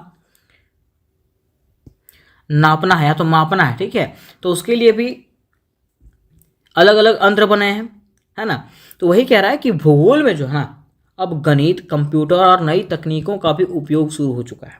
इससे बड़ी मात्रा में जानकारी को कम समय में समझना आसान हो गया। ठीक है। पांचवा इसका प्रभाव है भविष्य की योजना बनाना आसान हो गया। मतलब कह रहा है कि आंकड़ों की सहायता से यह अनुमान लगाया जाने लगा है कि भविष्य में जनसंख्या कितने बढ़ेगी, शहर कैसे फैलेंगे, संसाधनों की कितनी आवश्यकता होगी। इससे सरकार को योजना बनाने में मदद मिली। मतलब देखिए, मान लीजिए कि अगर हम लोग को जनसंख्या के बारे में पता चल जाएगा तो उससे हम लोग ये भी समझ सकते हैं कि आखिर भविष्य में जनसंख्या कितना बढ़ेगा, कितना शहर फैलेगा, है ना, संसाधन की कमी होगी या बढ़ोतरी होगी, उसके बारे में। ठीक है, मतलब कह सकते हैं इससे सरकार को योजना बनाने में आसानी होती है। जैसे मान लीजिए कि अगर कोई क्षेत्र में भूकंप आने वाला है, ठीक है, तो कई ऐसे यंत्र आ चुके हैं ना, जिससे यह मापा जा सकता है या पता चल जाता है पहले कि भूकंप आने वाला है। ठीक है, और जब भूकंप आने वाला है तो लोगों को चेतावनी दे दिया जाएगा कि भूकंप आने वाला है, आप लोग सावधानी पूर्वक से रहें। ठीक है, तो लोग जो है सावधान हो जाएंगे। ठीक है, तो ये सब संभव जो हो पाया वो किसके कारण से? भूगोल के कारण से। किसके कारण से? भूगोल के कारण से, है ना। 5वां पॉइंट बनाएंगे, विकास कार्यों में सहायता मिला। कह रहा है कि सड़क, स्कूल, अस्पताल, सिंचाई और अन्य विकास कार्यों की योजना सही जानकारी के आधार पर बनाई जाने लगी और इससे समय और धन जो है ना वो दोनों की बचत हुई। मतलब कह सकते हैं जब से वैज्ञानिक तरीका आया है तब से हर काम जो है वो समय पे और कम लागत में हो जा रहा है ना। फिर देखिए छठा हमारा प्रभाव है, नए शोध को बढ़ावा मिला। कह रहा मात्रात्मक क्रांति के बाद भूगोल में नए नए शोध मतलब खोज होने लगे। कह रहा है शोधकर्ताओं ने आंकड़ों के आधार पर विभिन्न समस्याओं का अध्ययन किया और उनके समाधान बताए। किन्होंने? शोधकर्ताओं ने, मतलब खोजकर्ताओं ने, है ना। और 7वां इसका प्रभाव हुआ आधुनिक तकनीकों का विकास। कह रहा दोस्त कि इस क्रांति के बाद जीआईएस, रिमोट सेंसिंग और जीपीएस जैसी आधुनिक तकनीकों का उपयोग तेजी से बढ़ा। ठीक है, इससे भूगोल का अध्ययन पहले से अधिक आसान और सटीक हो गया, है ना। तो यहाँ तक दोस्त हम लोगों ने इसके प्रभाव के बारे में जाना। अब देखिए क्वेश्चन में हमारा ये भी कहा था कि मात्रात्मक क्रांति के महत्व के बारे में बताइए। तो बात करते दोस्त अगर इसके महत्व का, तो कहा जाता है कि भूगोल को वैज्ञानिक विषय बनाया गया। किसके अंतर्गत? मात्रात्मक क्रांति के अंतर्गत। दूसरा कह रहा सही आंकड़ों के आधार पर अध्ययन संभव हुआ। कब? जब मात्रात्मक क्रांति हुआ तब। तीसरा कह रहा दोस्त कि विकास की योजनाएं बनाने में सहायता मिला। ठीक है। चौथा, भविष्य का अनुमान लगाना आसान हुआ। जैसे मैंने आपको बताया कि भूकंप आने वाला है, ठीक है, तो लोगों को पता चल गया कि भूकंप आने वाला है तो लोग सावधानी बरतेंगे। 5वां, कंप्यूटर और नई तकनीकों का उपयोग बढ़ा। कब? मात्रात्मक क्रांति के बाद। 6ठा, शोध कार्य को बढ़ावा मिला। और 7वां, भूगोल का महत्व और उपयोगिता भी बढ़ने लगा। तो यहाँ तक दोस्त हम लोगों ने ये भी क्वेश्चन का समाप्त कर लिया। अब बारी आती है इसके निष्कर्ष का। तो निष्कर्ष में क्या लिखेंगे? तो लिखेंगे इस प्रकार से कि अंत में कहा जा सकता है कि मात्रात्मक क्रांति ने भूगोल के विकास में नई दिशा दिया। इसके कारण भूगोल केवल वर्णन करने वाला विषय नहीं रहा, बल्कि आंकड़ों और वैज्ञानिक तरीकों पर आधारित विषय बन गया। और आज विकास योजनाएं पर्यावरण संरक्षण, कृषि, परिवहन और प्राकृतिक संसाधनों के सही उपयोग में मात्रात्मक क्रांति का महत्वपूर्ण योगदान है। मतलब कह सकते हैं कि अभी के समय में विकास की जो योजनाएं बनाए गए हैं, ठीक है, पर्यावरण संरक्षण का जो नियम है ना, कृषि के जो कह सकते हैं उपकरण हैं, परिवहन का जो उपकरण है, ठीक है, और प्राकृतिक संसाधन का जो सही से उपयोग हो रहा है, ये सब सबका किसका योगदान है? तो मात्रात्मक क्रांति का योगदान है। इसलिए आधुनिक भूगोल में इसका क्या है? विशेष महत्व है। ठीक है, किसका? मात्रात्मक क्रांति का। तो यहाँ तक दोस्त हम लोगों ने दूसरे नंबर क्वेश्चन को भी समाप्त कर लिया। आज के वीडियो के अंतर्गत मैं आपको बताने वाला हूँ MJ4 जियोग्राफी के मोस्ट VBI MCQ प्रश्नों को, जो आपके एग्जामिनेशन के लिए बहुत ही आवश्यक होने वाला है। ये वही सारे MCQ क्वेश्चन है दोस्त जो प्रत्येक वर्ष रिपीटेड होते हैं। रिपीटेड मतलब समझ रहा है, हर एग्जाम में पूछे जाते हैं। ठीक है, तो चलिए मैं आपको बताता हूँ एक एक करके, और मैं ये भी बताऊँगा कि इसकी तैयारी मैंने कहाँ करवाई। ठीक, देखिए पहला क्वेश्चन आपका, भूगोल शब्द की उत्पत्ति किस भाषा से हुआ है? तो भूगोल शब्द का उत्पत्ति जो हुआ है वो ग्रीक भाषा से हुआ। किससे? ग्रीक भाषा से, याद रखिएगा। ठीक, नेक्स्ट क्वेश्चन कह रहा है भूगोल का अर्थ क्या होता है? तो भूगोल का अर्थ क्या होता है? भू मतलब भूमि, है ना। भूमि का अध्ययन को हम लोग क्या कहते हैं? भूगोल कहते हैं। इस धरती का अध्ययन को हम लोग भूगोल कहते हैं। आगे दोस्त, भूगोल मानवता के लिए मातृभाषा है। यह कथन किसका है? तो यह जो है वो किसने कहा है? पॉल विडाल डी ला ब्लास ने कहा है। ठीक है, इन्होंने कहा था कि भूगोल मानवता के लिए मातृभाषा है। नेक्स्ट क्वेश्चन की बात करते दोस्त, कह रहा हमारा भूगोल किस प्रकार का विज्ञान है? तो भूगोल जो है ना भौतिक एवं सामाजिक दोनों विज्ञान है। ये चीज़ मैंने आपको क्वेश्चन में बताया था। आगे विज्ञान के वर्गीकरण में भूगोल को कहाँ रखा गया है? तो विज्ञान के वर्गीकरण में भूगोल को जो है ना प्राकृतिक विज्ञान में रखा गया है। क्वेश्चन नंबर 6 हमारा कह रहा है भूदृश्य की संकल्पना किस भूगोलवेता ने दिया था? तो भूदृश्य की संकल्पना जो है ना कार्ल सॉयर ने दिया था। फिर कह रहा है निम्नलिखित में से कौन भूगोल की एक शाखा नहीं है? तो खगोल शास्त्र जो है भूगोल की एक शाखा नहीं है। नेक्स्ट क्वेश्चन कह रहा है भूगोल की वह शाखा जो मानव और पर्यावरण के संबंधों का अध्ययन कराती है उसको हम लोग क्या कहते हैं? तो उसको मानव भूगोल कहते हैं। क्या कहते हैं दोस्त? मानव भूगोल। फिर क्वेश्चन नंबर 9 में हमारा कह रहा है भूगोल स्थानिक विश्लेषण का अध्ययन है। यह कथन किसका है? यह कथन जो है हार्टसॉन का है। किसका? हार्टसॉन का। क्वेश्चन नंबर 3 हमारा कह रहा है भौतिक भूगोल किसका अध्ययन कराता है? तो भौतिक भूगोल जो है ना जलवायु, स्थल रूप, मृदा आदि का अध्ययन करवाती है। फिर हमारा नेक्स्ट क्वेश्चन कह रहा है दोस्त कि अरेटोस्थानीज को किस नाम से जाना जाता है? तो इसको जो है ना भूगोल के जनक के नाम से जाना जाता है। किस नाम से? भूगोल के जनक के नाम से। क्वेश्चन नंबर 12 हमारा कह रहा है कि प्टोलेमी ने किस ग्रंथ की रचना किया था? तो इन्होंने भूगोल ग्रंथ की रचना किया था। किसका? भूगोल ग्रंथ का।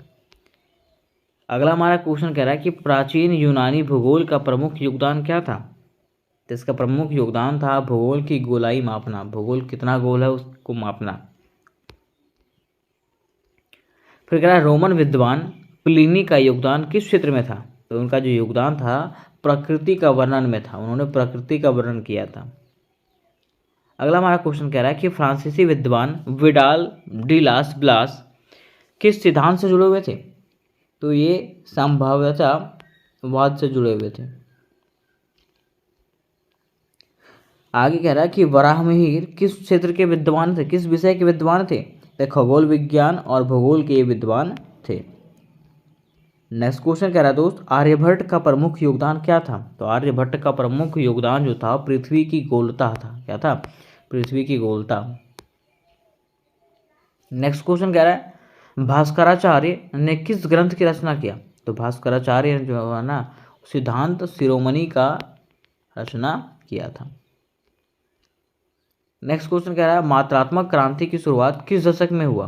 तो मात्रात्मक क्रांति की शुरुआत जो है ना 1950 से 60 के दशक में हुआ था।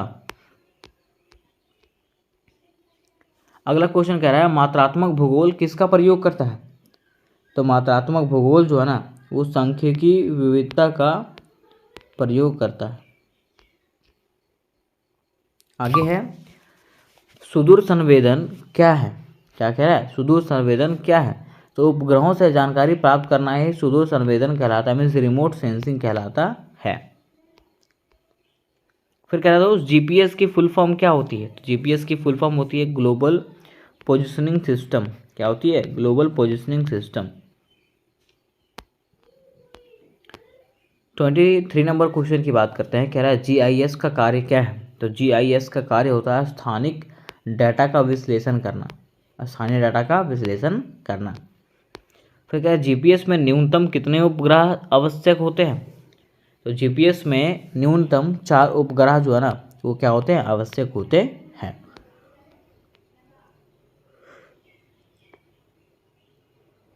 फिर आपका नेक्स्ट क्वेश्चन कह रहा है सुदूर संवेदन में प्रयुक्त उपग्रह कौन सा है? तो इनसैट। कौन सा? इनसैट। ठीक है। 26 नंबर की बात करें। कह रहा है हमारा पर्यावरण भूगोल का संबंध किससे है? तो पर्यावरण भूगोल का संबंध जो है ना मानव और पर्यावरण के बीच संबंधों से है। 27 नंबर क्वेश्चन कह रहा है दोस्त मानव पर्यावरण के संबंध का सिद्धांत किसने दिया? तो मानव पर्यावरण के संबंध का सिद्धांत जो है ना फ्रेडरिक रैटजेल ने दिया। किसने? फ्रेडरिक रैटजेल ने। फिर क्वेश्चन में 28 हमारा कह रहा है दोस्त संभाव्यतावाद के अनुसार क्या है? तो संभाव्यतावाद के अनुसार मानव पर्यावरण को बदल सकता है। कौन? मानव जो है पर्यावरण को बदल सकता है। फिर कह रहा है भूगोल में रोजगार का क्षेत्र नहीं है। भूगोल में किस रोजगार का क्षेत्र नहीं है?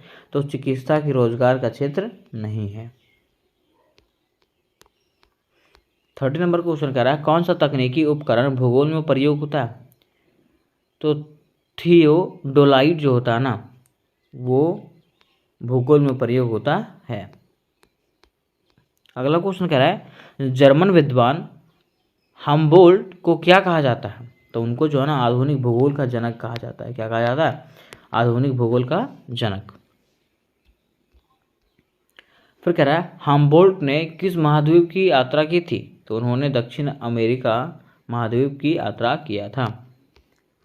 33 नंबर क्वेश्चन कह रहा है विडाल डी ला ब्लास किस सिद्धांत से संबंधित है। तो ये जो है ना समझौतावाद सिद्धांत से संबंधित है।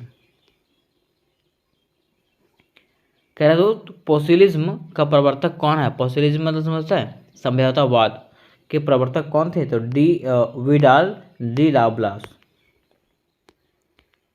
35 नंबर क्वेश्चन कह रहा है भौगोलिक दृष्टिकोण किसमें प्रमुख होता है। तो स्थानिक विश्लेषण में भौगोलिक दृष्टिकोण क्या होता है, प्रमुख होता है।